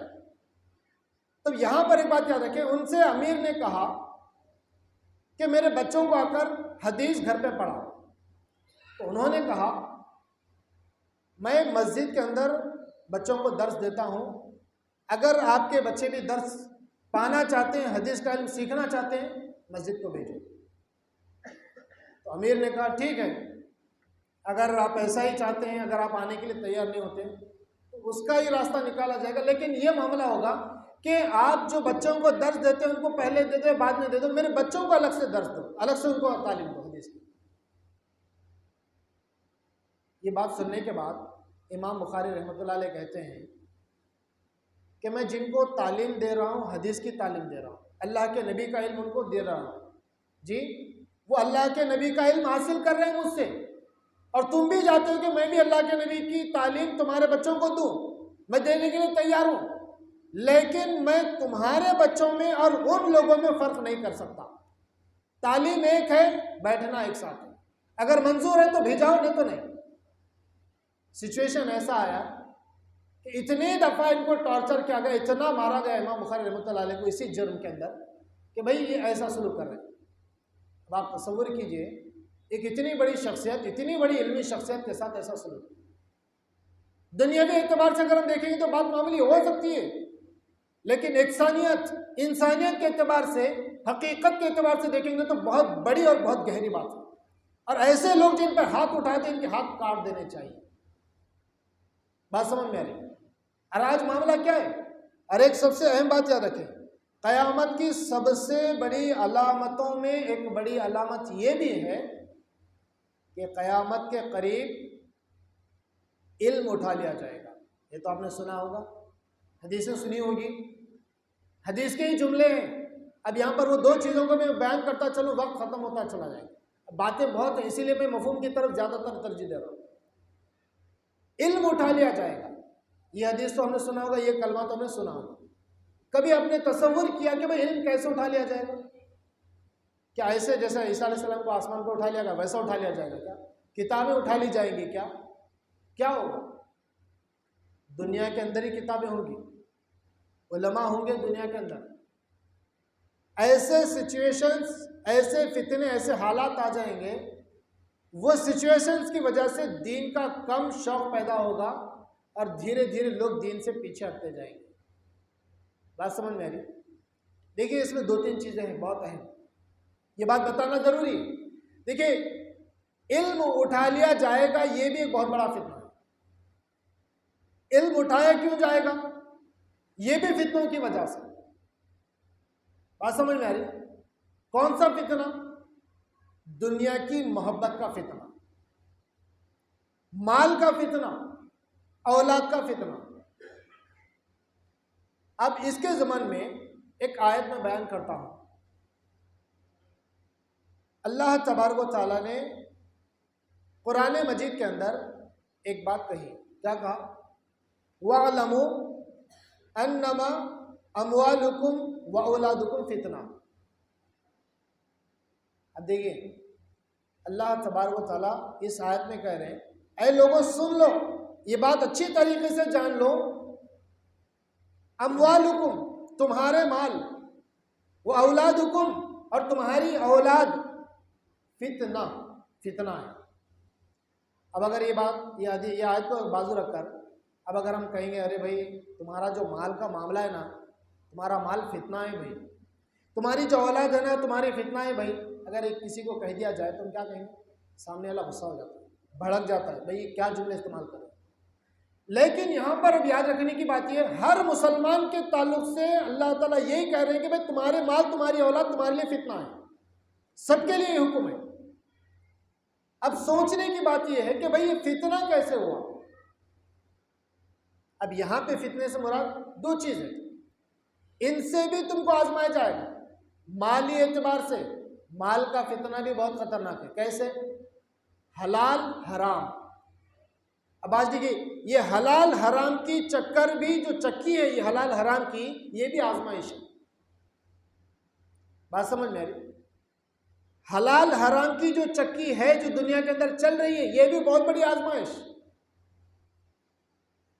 تو ایمان والوں کو ایک مثال یہ بھی دے کر بتایا جاتا ہے کہ تمہیں چکی کے اندر پیس دیا جائے گا، وَلَنَبْلُوَنَّكُمْ، آزمایا جائے گا، تپایا جائے گا، سونے کو پگھلایا جائے گا، سونا سونا ہی رہتا ہے۔ تو ایمان والوں کو بھی ایسے مشکلات، ایسی تکالیف، ایسی پریشانیوں میں تپایا جائے گا، کتنا بھی تپا لیا جائے وہ اپنے ایمان پر قائم رہتا ہے، الحمدللہ کہتا ہے۔ یہ ایمان کے علامت۔ تو یہاں پر یہی بات ہے، حلال حرام کی چکی میں کچھ بھی ہو جائے، دنیا ادھر کی ادھر ہو جائے، حرام روزی کو ہاتھ بھی نہیں لگاتا، حرام روزی کو منہ میں بھی نہیں ڈالتا، یہ ایمان کے علامت۔ آج کے اس دور میں، آج کے اس پرفتن دور میں اب ہم دیکھیں گے ہر طرف یہ فتنہ رونما چکا ہے، لوگ کئیوں راستے بنا چکے ہیں حرام طریقے سے مال کمانے کے، اور بڑی آسانی کے ساتھ مسلمان بھی معاملات میں ملوث ہیں، اور بڑی آسانی سے ارے بھائی اللہ اولاد دیا بھائی، اب مصیبت اب کیا کریں گے، حلال نہیں مل رہا تو حرام پہ جانا پڑا، ٹھیک ہے جائیں۔ اور یہ بات یاد رکھیں، اللہ تعالیٰ اس انسان کو بچاتا ہے جو بچنا چاہتا ہے، یہ سب سے اہم بات یاد رکھیں۔ ہم بچنا چاہیں گے تو وہ بچائے گا، ہم مدد چاہیں گے تو مدد کرے گا، ہم رزق میں برکت چاہیں گے تو رزق میں برکت دے گا. مال حلال اگر ہونا ہے تو وہاں پہ یاد رکھنا کہ مال میں برکت ہے. مال کی کثرت ہونے کی بات یاد رکھنا، حرام کے راستوں پہ نکل جاؤ. بات سمجھ میں آئی؟ مال آزمائش ہے. مال کو کثرت کی نظر سے مت دیکھو، مال کو رحمت کی نظر سے دیکھو. یہ آزمائش ہے. کثرت میں دیکھ لیا تباہ ہو گئے. رحمت میں دیکھ لو، رحمت تو ملے گی، سکونت ملے گی، برکت ملے گی. ایک کا کمائیں گے 10 کھائیں گے، سب کچھ ہوگا. بات سمجھ میں آئے گی؟ یہ مال کا فتنہ ہے. تو آج کے زمانے میں کروڑوں لوگ ہیں حرام طریقے سے کما رہے. کمانے دو. ہم مسلمان ہیں، ہم جانتے ہیں، ہم شریعت کو مانتے ہیں، ہم قرآن حدیث کو مانتے ہیں. ہماری شریعت، ہمارا رب، ہمارا نبی کہتے ہیں اور ہماری کتاب بھی کہتی ہے حلال کو اختیار کرو، حرام سے بچو. بات ختم. یہ ہمارا ایمان ہے اور یہی کوشش ہمیں کرنا ہے. حلال ہی کمائیں گے، گرچہ کماتے کماتے بھوکے پیٹ مرنا پڑے تب بھی حلال ہی کمائیں. بھوکے مر جائیں، ہم اور آپ بھوکے مر جائیں، کل قیامت کے دن یہ سوال نہیں ہوگا کہ تو نے اپنے آپ کو بھوکے پیٹ، اپنے بچوں کو، بیوی بچوں کو کیوں بھوکا مار دیا. نہیں پوچھا جائے گا، لیکن یہ پوچھا جائے گا حرام کا لقمہ کیوں کھایا، کیوں کھلایا. یہ آزمائش ہے، یہ پکڑ ہے. تو یہاں پر حرام راستے بہت ہیں، کھانے کے، پینے کے، کمانے کے. یہ سارے راستوں کو بند کر دو. یہ راستوں کو بند کر دو، حلال کو اختیار کر لو. بات ختم ہے. گھر بلڈنگ ہونا ضروری نہیں ہے. حرام کی بلڈنگ لے کر دنیا کو بتانا نہیں ہے. جھوپڑی میں رہیں، حلال کی ہو، یہ لازم ہے. آپ روڈ پہ سو جائیں، زندگی روڈ پہ گزاریں، کل قیامت کے دن آپ جنت میں جا سکتے ہیں اگر ایمان عمل ہو. کروڑ پتی ہوں گے دنیا کے، جہنم میں ہیں، جہنم میں جائیں گے. کیوں؟ حلال نہیں تھے، حرام تھے. فرعون کہاں ہے؟ جہنم میں، جنت میں؟ جہنم میں. قارون کہاں ہے؟ جنت میں، جہنم میں. اور اس ملک کے بھی بڑے بڑے ہیں، کہاں جائیں گے؟ جہنم میں جائیں گے. کیوں؟ ایمان نہیں ہے. کیوں؟ دنیا کی محبت. یہ دنیا کی محبت آزمائش ہے. تو دنیا کی جتنی چیزیں دنیا کے اندر موجود ہم دیکھ رہے ہیں، ساری چیزیں آزمائش ہیں. یہ ساری چیزوں سے اپنے آپ کو محفوظ رکھو. اب آگے بڑھتے ہیں. ایک دو چیزیں اہم ہیں، اس کے بعد ہم اپنی بات کو ختم کرتے ہیں. کیسے کیا کرنا ہے اس کا بھی ہم تذکرہ کریں گے. تو اب یہاں پر ایک دو باتیں ہیں. اللہ کے نبی فرماتے وَيُلْقَى الشُّحَّ، ایک اہم چیز کا تذکرہ، چوتھی چیز کا میں تذکرہ کر رہا ہوں، بخیلی ڈال دی جائے گی. بات سمجھ میں آئی؟ فتنوں میں ایک اہم فتنہ یہ ہوگا، قیامت کی علامتوں میں ایک اہم علامت یہ ہوگی کہ لوگوں کے اندر بخیلی آ جائے. اور یہ بات یاد رکھیں، مال ہوگا، دولت ہوگی، جائیداد ہوگی، لیکن خرچ کرنے کے معاملے میں اتنی بخیلی سے کام لیا جائے گا، سامنے والا دیکھ کر محسوس کرے گا شاید بیچارہ یہی محتاج ہے. آج مسلمانوں کی بھی کیفیت ہے. میں یہ نہیں کہتا کہ آپ کی ہے یا ہماری ہے، ہر کسی کے نہیں کہتا. الحمدللہ ایسے پرفتن دور میں، ایسے پرخطر دور میں، ایسے برے حالات میں دل کھول کر اگر خرچ کرنے والی اگر کوئی قوم ہے تو مسلمان ہی ہے. لیکن پھر بھی ہم کہتے ہیں دین کے معاملے میں بخیلی سے کام نہ لیں. تو اللہ کے نبی بتاتے ہیں وَيُلْقَى الشُّحَّ، بخیلی ڈال دی جائے گی. یہ بخیلی اتنی خطرناک چیز ہوگی کہ لوگ ایک دوسرے کے خون کے پیاسے ہو جائیں گے. بات سمجھ میں آ رہی ہے؟ تو یہ بات یاد رکھیں، مال جتنا بھی کمایا اس مال میں، یہ بات یاد رکھیں، اس مال میں مسجد کا بھی حصہ ہے، اس مال میں مدرسے کا بھی حصہ ہے، اس مال میں غریبوں کا بھی حصہ ہے، اس مال میں سے کئیوں محتاجوں کی مدد کرنا بھی ہے. جب انسان دل کھول کر صاف دل سے مدد کرنے لگ جاتا ہے، اپنے آپ کو بخیلی سے بچا لیتا ہے، اللہ تعالیٰ اس کو بچا لیتا ہے. بات سمجھ میں آ رہی ہے؟ اب یہاں پر دو تین چیزیں یاد رکھیں. فتنوں سے بچنا، فتنوں سے بچانا. اب ایک انسان، جیسے میں نے ایک بات کہی تھی، کیا کہا تھا؟ ہم جو چاہتے ہیں ہم جو چاہیں گے اللہ وہ عطا کرے گا، ہے کہ نہیں بات؟ تو ہماری چاہت کے مطابق اللہ تعالیٰ ہم کو عطا کرنے والا ہے۔ مثال کے طور پہ اب ایک آدمی دعا کر رہا ہے کہ اللہ مجھے زندگی کے ہر موڑ پر ہدایت پہ قائم رکھ، اللہ دعا قبول کرے گا کہ نہیں کرے گا؟ یہ بات یاد رکھیں، دو چیزیں یاد رکھیں، دین اور آخرت تڑپ تڑپ کر اگر مانگی جائے تو وہ ضرور ملے گی، مل کر ہی رہے گی۔ دنیا کی چیزیں مانگی جائیں تو ہو سکتا ہے اس میں نہیں ملیں گی کئی چیزیں، لیکن دین ضرور ملے گا مانگنے سے، اور دین مانگنے سے ہی ملتا ہے، اور دین قدر کرنے والوں کو ہی ملتا ہے، اور دین پر چلنا قدردانوں کی علامت ہے، اور قدر کرنا ہمیں سیکھنا ضروری ہے۔ اور یہ بات یاد رکھیں، فتنے آ رہے ہیں، برائیاں آ رہی ہیں۔ اب یہ فتنے کیا ہیں؟ کئی قسم کی برائیاں، کئی قسم کے گناہ۔ آج دیکھیں کتنے گناہ ہیں۔ اللہ کے نبی کہتے ہیں صبح کے وقت کوئی مومن ہوگا، شام کے وقت کافر ہو جائے گا، شام میں مومن ہوگا، دن میں کافر ہو جائے گا۔ یہ اتنی خطرناک بات ہے۔ مسئلہ کیا ہے؟ مسئلہ یہ ہے، اور آپ کو میں بتاتا چلوں، آج ایسے اکثر و بیشتر معاملہ دیکھنے کو ملتے ہیں، صبح میں نمازوں کی پابندی ہو رہی ہے، رات میں پورے گناہ کے کام ہو رہے ہیں، رات میں تہجد وغیرہ پابندیاں ہو رہی ہیں، ایسا بھی معاملہ ہے، دن میں حرام کمانے نکل رہے ہیں۔ یہ معاملہ ہے۔ مسلمان ہی رہیں گے، مسلمان ہی رہیں گے، لیکن معاملہ یہ ہوگا کہ رات الگ دن الگ، دن الگ رات الگ، یہ گڑبڑ ہوگی۔ یہ گڑبڑ ہونا یہ تباہی کی علامت ہے۔ دن اور رات میں مکمل طریقے سے ایمان رہنا یہ کامیابی ہے۔ بات سمجھ میں آ رہی ہے؟ اب یہاں پر ایک بات یاد رکھیں، صحابی رسول عبداللہ بن عمر بن عاص رضی اللہ عنہ بتاتے ہیں، ہم اللہ کے نبی صلی اللہ علیہ وسلم کے ساتھ بیٹھے ہوئے تھے، ایسے میں اللہ کے نبی صلی اللہ علیہ وسلم قیامت کا تذکرہ کر رہے ہیں، کچھ فتنوں کا تذکرہ کر رہے ہیں۔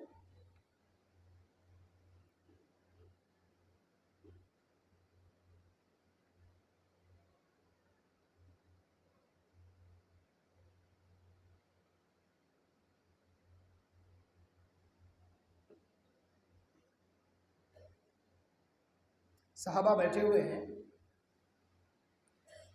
اللہ کے نبی صلی اللہ علیہ وسلم جب کبھی کسی اہم بات کا تذکرہ کرتے، جیسے فتنے، عذاب، اللہ کی پکڑ، تو یہ چیزوں کا جب تذکرہ کرتے تھے صحابہ اٹینشن ہو جاتے تھے۔ تو بعض صحابہ کیا کرتے تھے، اللہ کے نبی کے پاس جب بیٹھے ہوتے ہیں، یا کسی لکڑی کا جو جیسے پلرز ہوتے ہیں نا، تو اس زمانے چھت کے لیے کیا ہوتا، درمیان میں لکڑیاں ہوتی تھی، تو بعض صحابہ کیا اس طرح ٹیک لے کر بیٹھتے تھے، یا کوئی دیوار کو ٹیک لے کر کسی چیز، جب کوئی اہم بات ہوتی تو ٹیکا چھوڑ کر اس طرح اپڈیٹ میں آ رہے، اس طرح متوجہ ہو جاتے تھے کہ بہت اہم بات اللہ کے نبی بتانے جا رہے ہیں۔ تو بتاتے ہیں عبداللہ بن عمر بن عاص رضی اللہ عنہ بیٹھے ہیں، صحابہ میں بیٹھے ہیں، اللہ کے نبی صلی اللہ علیہ وسلم کہہ رہے ہیں کہ اے لوگوں، فتنے آنے والے ہیں، اپنے آپ کو فتنوں سے بچا لو۔ یہ بات جیسے ہی انہوں نے سنی، سیدھا اٹھ کر بیٹھ گئے، اٹینشن ہو گئے، بھائی بہت اہم بات آپ۔ اس کے بعد اتنا کہنے کے بعد اللہ کے نبی خاموش ہو گئے۔ صحابہ نے سوال کیا، عبداللہ بن عمر بن عاص بن اس میں اسی میں ہے، سوال کرتے ہیں، اے اللہ کے نبی صلی اللہ علیہ وسلم، آپ نے کہہ دیا کہ فتنے آنے والے ہیں، تو ایسے موقع پر جب فتنے ظاہر ہوں ہم کیا کریں؟ ان سے بچنے کے لیے ہم کیا کرنا چاہیے؟ اللہ کے نبی نے کہا، ابھی اہم حدیث دیکھیں، اللہ کے نبی فرماتے ہیں اپنے گھر کو لازم پکڑ لو۔ کیا کہا؟ اپنے گھر کو لازم پکڑ لو، اور دوسری بات اپنی زبان کو قابو میں رکھ لو، اور تیسری بات جو چیز اچھی لگے اس کو اپنا لو، اس پر عمل کرنے لگ جاؤ، اور جو چیز بیکار غلط ہے اس کو چھوڑ دو، اور پانچویں چیز، یہ بہت امپورٹنٹ، پانچویں چیز اپنی فکر میں رہو، دوسروں کی فکر چھوڑ دو۔ یہ بہت اہم بات ہے۔ آج معاملہ پورا الٹا ہے، ہمیں سب کی فکر ہے، اپنی فکر ہی نہیں، سب کی فکر، گھر والوں کی فکر نہیں، سب کی فکر، سب کی اولادوں کی فکر، کس کی بچی کہاں جا رہی، اپنی بچی کہاں جا رہی، کسی کی فکر۔ یہ معاملہ ہے، افسوس کے ساتھ کہنا پڑتا ہے۔ دوسروں کے بیٹے کہاں جا رہے ہیں، پوری اپڈیٹ، نگاہیں تیز، چیل کی نگاہیں، سون چیونٹیوں کے برابر۔ اپنی اولاد کہاں جا رہی، جاتا ہوں دوستوں سے مل کے آتا تھا۔ یہ سوچ ہماری ہے۔ اپنوں کے لیے سوچ بہترین، دوسروں کے لیے سوچ کو اتنی گندی کر دیا ہے، اتنے ہم بہک چکے ہیں کہ اپنے کو بھی اپنے پہچان نہیں پا رہے ہیں۔ یہ سب سے بڑی فتنی بات ہے، یہ سب سے بڑی خطرناک بات ہے۔ یہ فتنے والی بات کو پہچاننا ضروری ہے۔ اب یہاں پر یاد رکھیں اس حدیث کے ضمن میں، اب یہاں پر وقت ہمارا ختم ہونے جا رہا ہے۔ اب کئیوں فتنے دیکھیں زمانے کے اندر ہیں، جیسے میں نے ابھی تذکرے کیے، اور بھی فتنے، علم اٹھا لیا جائے گا، برائیاں عام ہو جائیں گی، زنا عام ہو جائے گا، قتل و غارت گیری عام ہو جائے گی۔ آج یہ ساری چیزیں دیکھیں، ہر چیز، ہر برائی، شراب عام ہو چکا ہے، زنا عام ہو چکا ہے، سود خوری حرام عام ہو چکا ہے، خنزیر کا گوشت عام ہو چکا ہے۔ ہر اعتبار سے یوں سمجھیے کہ دائیں بائیں اوپر نیچے، ہر اعتبار سے، ہر اعتبار سے۔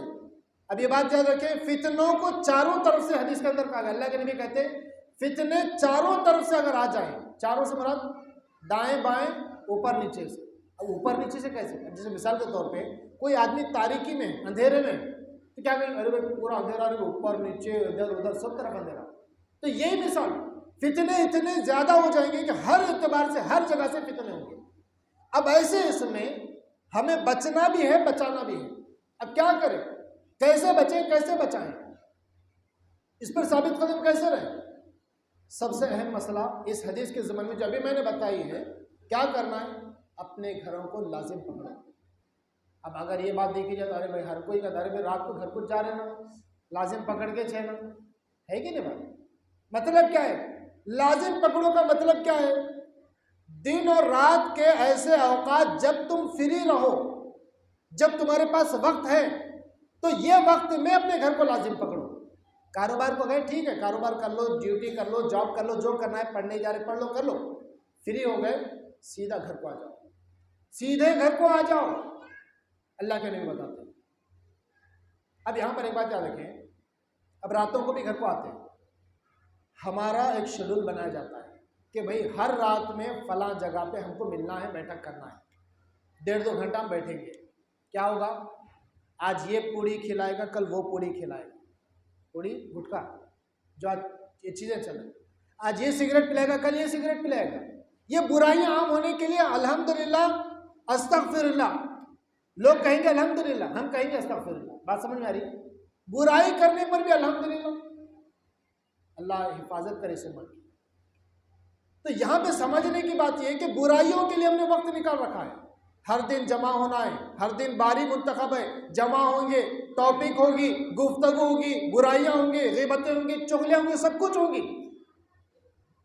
لیکن اسی بیٹھک والوں سے بھی، اسی بیٹھنے والوں سے بھی، ہمیں اپنے سے بھی، ہمیں اپنوں سے بھی، ہر کسی کو خود اپنے سے بھی یہ سوال کرنا ہے، دن کے 24 گھنٹے میں ہم نے جو کھلا رہا ہے، پلا رہا ہے، زندگی دی، موت دینے والا ہے، موت لانے والا ہے، یہ سب کچھ کرنے والا ہے، اس کے لیے کتنا وقت نکالا، اس کے لیے شیڈول بنایا، اس کی عبادت کے لیے وقت کو منتخب کیا، نفل کے لیے وقت نکالا، قرآن پڑھنے کے لیے وقت منتخب کیا، دعا کے لیے کیا، نہیں کیا۔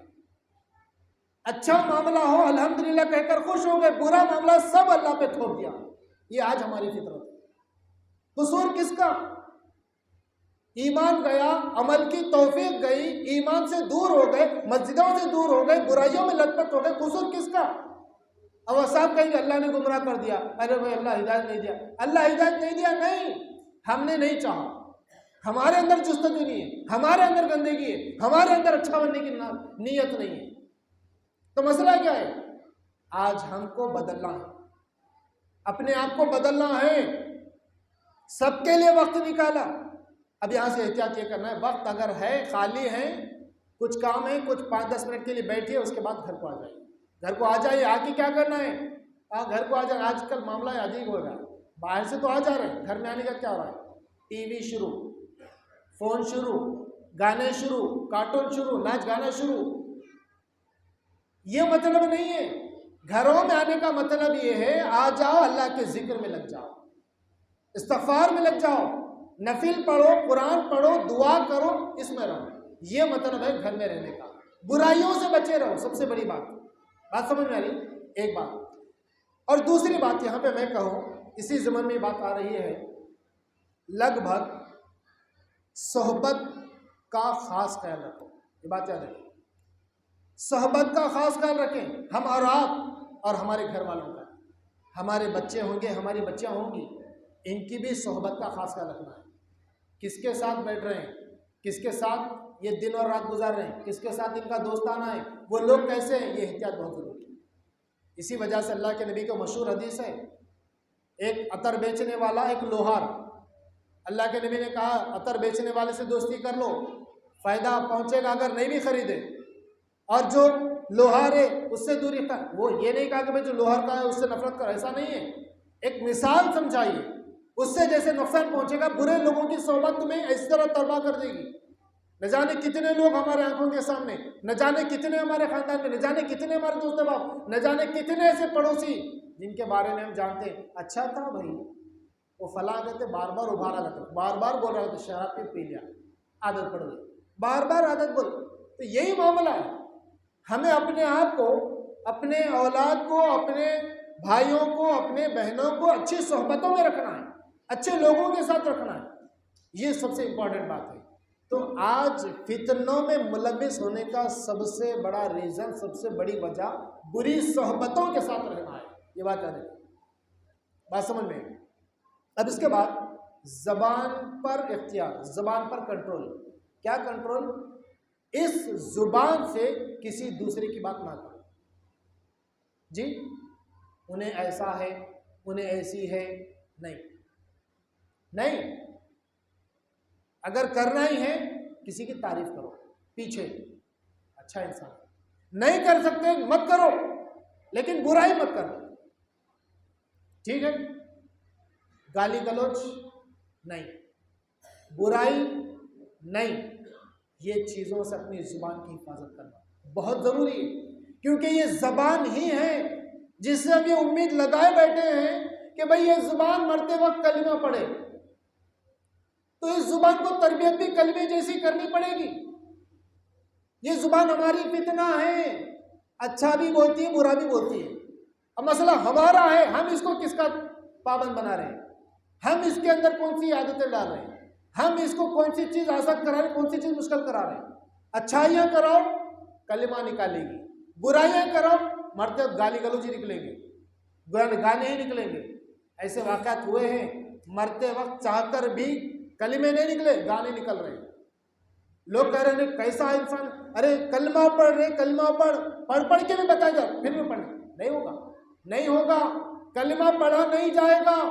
کلمہ پڑھنے کی توفیق اللہ دے گا تو کلمہ نکلے گا. تو وہ توفیق ملنے کے لیے زندگی کی آزمائشوں میں اپنے آپ کو پابند، اپنے آپ کو سیف رکھنا ضروری ہوگا. بات سمجھ میں. اور ایک سب سے اہم بات کی طرف ایک اشارہ کرتے ہوئے کہتا ہوں، ایک وقت تھا ٹی وی گھر میں ہونا فتنہ مانا جاتا تھا، ہے نا؟ ابھی ٹی وی ہے تو ہم کیا کہتے ہیں، ارے بھائی گھر میں ٹی وی لا کے رکھے. نہیں، بالکل بری بات ہے. میں یہ نہیں کہہ رہا کہ بھائی ایسا کہنا برا ہے، یہ نہیں کہہ رہا. لیکن آج ہمارے پاس یہ جو چیز ہے، یہ فون بھی ہمارا بہت بڑا ہے، اور یہ بہت بڑی سہولت ہے. اور سب سے اہم بات میں بتاتا چلوں، آج کل کا جو ہمارا ماحول، جو صحبت کا ماحول ہے، آج یہ اتنا آسان بن چکا ہے، اتنا آسان ذریعہ ہے. اور سب سے خطرناک بات میں کہوں، آج کے ترقی یافتہ دور کی بات، آج ہم گھر بنا رہے ہیں. گھر بناتے وقت ماں باپ کا خاص خیال یہ ہے کہ بھئی میرے 3 بیٹے ہیں، 1 بیٹی ہے، 4 بیٹے ہیں، 1 بیٹی ہے، کس کے بھی ہوں گے. اگر ہوں گے تو وہاں پہ میں ان کو ٹارگیٹ، یہ بات نہیں کر رہا ہوں، ایک میں مثال دینے کے لیے سمجھا رہا ہوں. بات سمجھیں، کیونکہ عموماً ہوتا ہے جن کے ہوتے ہیں لوگ معلوم ہوتا ہے بھائی تمہارے بارے میں بول رہے تھے. یہ ایک مذاق بنا دیا جاتا ہے دین کی باتوں کو. کس کے بھی ہیں، بیٹے بھی ہیں، بیٹیاں بھی ہیں. باپ پلاننگ کرتا ہے یا پلاننگ بنائی جاتی ہے، بھائی فلاں بیٹے کا فلاں، فلاں بیٹے کا فلاں، فلاں بیٹے کا فلاں، فلاں بیٹی کا فلاں، شادی ہوئی تک اس کے بعد خیر جو بھی ہے معاملہ اپنی جائے. تو بیٹوں کے کمرے خاص کر دیا تھا شادی سے پہلے کی بات. بعد میں اگر تو بات الگ ہے، اور ہونا ہی ہے بعد میں. شادیوں سے پہلے ابھی جوان ہے، 17 سال 18 سال کی عمر ہے، الگ الگ کمرے بنائے، بلڈنگ بنا دی گئی، کمرے دے دیے گئے. یہ بنا کر کمرے دے دینا اپنی اولاد کو فتنے میں ڈھکلنے کے برابر ہے. یہ بات یاد رکھیں. بات سمجھ میں آ رہی؟ پہلے کیا معاملہ ہوتا تھا، گھر ہوتے تھے، کمرے کتنے بھی ہوں گے، ایک حال میں سو جایا کرتے تھے. بھائی مل کر ایک حال میں، بہنیں مل کر ایک حال میں. کیوں؟ رواج وہ تھا. اسی وجہ سے محبتیں تھیں. جدا ہونے پہ روتے تھے لوگ, آج جدا ہونے پہ روتے نہیں ہیں, جلدی جلدی چل جاؤ, سکون ہے. کیا ہے یہ فتنوں کے دروازے ہم نے کھولے, ہمیں اس کی صحیح طریقے سے پرکھ بھی نہیں ہے. بیٹوں کو اکیلا کر دیا گھر میں, اب بیٹے کیا کریں, بچے کیا کریں, کوئی بھی, وہ بھی ایک انسان ہے. اب اکیلا ہو جائے گا تو کیا کرے گا, دیواروں سے باتیں کرے گا, تکیوں سے باتیں کرے گا. کوشش کرے گا کہ کوئی ایسی چیز مل جائے جس سے میرا دن رات گزر جائے. اور آج یہ فتنہ بڑی آسانی کے ساتھ نکل چکا ہے. فون دلا دیا گیا, کمرے میں بیٹھ گئے, ایک وقت آتا ہے اچھی چیزیں دیکھتے دیکھتے ایسی ایسی چیزوں کی طرف انسان نکل جاتا ہے. اور یہ بات یاد رکھ لیں, انسان اگر تنہا ہو تو اس کا ساتھی شیطان بن جاتا ہے. تو اپنے وقت کو اللہ کی عبادت میں لگاؤ.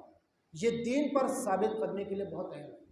بات سمجھ میں, برائیوں سے اپنے آپ کو روکنا ہے. باہر کئیوں برائیاں ہیں, اپنے آپ کو گھر میں رکھو, اپنی زبان کو کنٹرول میں رکھو, اپنی زبان کو پاک رکھو, اپنے کردار کو پاک بناؤ, اپنے ایمان کو پرکھو, اپنے عقیدے کو جانچو کہ میرا عقیدہ کیسا ہے, قرآن و حدیث کے مطابق ہے یا نہیں ہے, میرا عمل کیسا ہے, میری نماز کیسی ہے, میری نماز صحیح ہے کیا, میرا عقیدہ صحیح ہے کیا. یہ چیزوں کے سوال خود سے کرنے ہیں. اگر سمجھ نہیں آ رہا صحیح ہے غلط ہے تو الحمدللہ یہاں پر جمعیت کا بہت بڑا کام الحمدللہ ہم دیکھ رہے ہیں چل رہا ہے.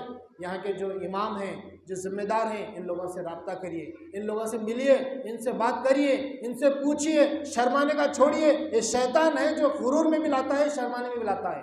بات سمجھ میں آئی. بڑے بڑے صحابہ تھے, 70 سال 60 سال شرمائے نہیں, آ کے پوچھ رہے اللہ کے نبی سے, اللہ کے نبی ایسا ہو رہا ہے. اب یہاں پہ ہم یہ نہیں کریں مجلس میں پوچھو, الگ سے پوچھو, بات شرمانے کی نہیں. اور یہ بات یاد رکھیں, جہاں پہ جو علماء ہیں ان کی قدر کرو, ان کے ساتھ جڑ کے رہو, ان سے پوچھ تاچھ کرتے رہو, سوال کے جواب لو. اگر وہ کہہ رہے ہیں کہ جواب بعد میں دیں گے تو صبر کرو, ان کے پاس بعد میں آرام سے جواب لے لینا. لیکن یہاں پہ الگ مسئلہ ہے, کئی اعتبار سے کئیوں قسم کی برائیاں ہیں. یہاں پہ سوچنے کی سب سے اہم بات یہ ہے, ہم چاہتے ہیں کہ بھئی جب سوال کیا کہ فٹ بول کے جواب دے دیا جائے. یہ بالکل غلط بات ہے. بھئی معاملہ بہت بڑا ہے, دین بہت بڑا ہے, تعلیمات بہت بڑی ہیں. اگر کوئی مسئلے میں وہ کہہ رہے ہیں کہ ہاں ٹھیک ہے تھوڑی دیر بعد بتاتا ہوں, ہو سکتا ہے کچھ مصروفیات ہو سکتا ہے کچھ ضروری معاملات ہو سکتا ہے گھر کے حالات کچھ خراب ہو, کچھ مصروف ہو, بعد میں بولا تو صبر کیجئے, بعد میں آرام سے اس کا جواب لیجئے. تو بتانے کا مطلب یہ, ایسے پرفتن دور میں اپنے آپ کو شرک سے, بدعت و خرافات سے روکیے, محفوظ ہو جائے ان چیزوں سے. اور جو چیزوں کے بارے میں یہ شک ہے کہ بھئی یہ دین کا حصہ تو ہو رہا ہے لیکن دین کا حصہ ہے کہ نہیں کی, تو رابطہ کیجئے, علماء سے رابطہ کر کے ان سے پوچھئے. اس کے بعد اپنے آپ کو صحیح اور اپنے گھر والوں کو ایسے فتنوں سے بچانے کی کوشش کیجئے. تو بتانے کا مطلب یہ ہے پورے موضوع کے تحت کہ آج ہم ایک ایسے زمانے میں جی رہے ہیں جہاں پر فتنے پھیل چکے ہیں, اور یہ فتنے ختم ہونے والے نہیں, دن بدن فتنے آتے رہیں گے. ایمان کی ہمارے آزمائش ہوتی رہے گی, لیکن ہم کو ثابت قدم رہنا ہے, مسجدوں سے جڑ کے رہنا ہے. یہاں پر اپنی بات کو ختم کرتے ہیں. شاید اور بھی کئی باتیں تھیں جو کہنے کی, لیکن وقت ختم ہو چکا ہے, باتیں ہماری باقی رہ گئی ہیں. لیکن جو بھی باتیں ہم نے سنی ہیں ایمان کے مطابق اور ثابت کرنے کے مطابق, اور بھی کچھ باتیں تھیں لیکن وقت ہونے کی وجہ سے باتیں چھوٹ گئی ہیں. بس اللہ تعالیٰ سے دعا کرتے ہیں کہ اللہ تبارک تعالیٰ جو کچھ ہم نے سنا اس کو دل و دماغ میں محفوظ رکھنے کی توفیق عطا فرما, اور اسی طرح ایمان پر ثابت قدمی کے لیے ہمیں اپنے اندر جذبہ پیدا کرنے کی توفیق عطا فرما. اور وہ مشہور دعا ہے, ایک آیت ہے, ایک حدیث بھی ہے, حدیث یا مقلب القلوب ثبت قلبی علی دینک, اور اسی طرح ایک مشہور آیت ہے ربنا لا تزغ قلوبنا بعد اذ ہدیتنا وہب لنا من لدنک الرحمہ انک انت الوہاب. یہ بہت اہم دعائیں ہیں, اور یہ بات کا بھی یا خاص طور سے خیال رکھیں, فتنہ سامنے والا ہی نہیں ہوتا, فتنہ کوئی اعمال کوئی چیزیں ہی نہیں ہوتی, فتنہ ہم انسان بھی بن سکتے ہیں. یہ بات بہت اہم ہے. تو دو قسم کی دعا مانگنا ہے, اللہ ہمیں فتنے سے بچا, فتنوں سے محفوظ رکھ, یہ بھی دعا مانگنا ہے. اور دوسری دعا یہ بھی مانگنا ہے مجھے فتنہ بننے سے بچا, یہ بھی دعا مانگنا ہے. فرعون بھی ایک فتنہ تھا, ہے بات, فتنے سے اللہ نے نجات دلائی تھی. تو ہم بھی فتنہ بن سکتے ہیں, ہمیں معلوم نہیں ہوا کہ بھائی ہم سے کیا نقصان ہو رہا ہے, ہم کتنا لوگوں کو نقصان پہنچا رہے ہیں. تو ایسی بھی دعا کرنا ہمارے لازم ہے کہ اللہ مجھے بھی فتنہ بننے سے بچا, مجھے بھی لوگوں کو تکلیف دینے سے بچا. یہ بھی دعا بہت اہم ہے. اللہ سے ہم دعا کرتے ہیں اللہ تعالیٰ ہم تمام لوگوں کو ہر قسم کی آزمائش میں ایمان پر ثابت قدم رہنے کی توفیق عطا فرما. ہمارے ایمانوں کا جائزہ لیتے ہوئے ایمان پر ہمیں مضبوطی اختیار کرنے کی توفیق عطا فرما. جب تک زندہ رکھے اسلام پر زندہ رکھ, اور موت دیتے اسلام پر موت دے. آمین. الحمد للہ رب العالمین.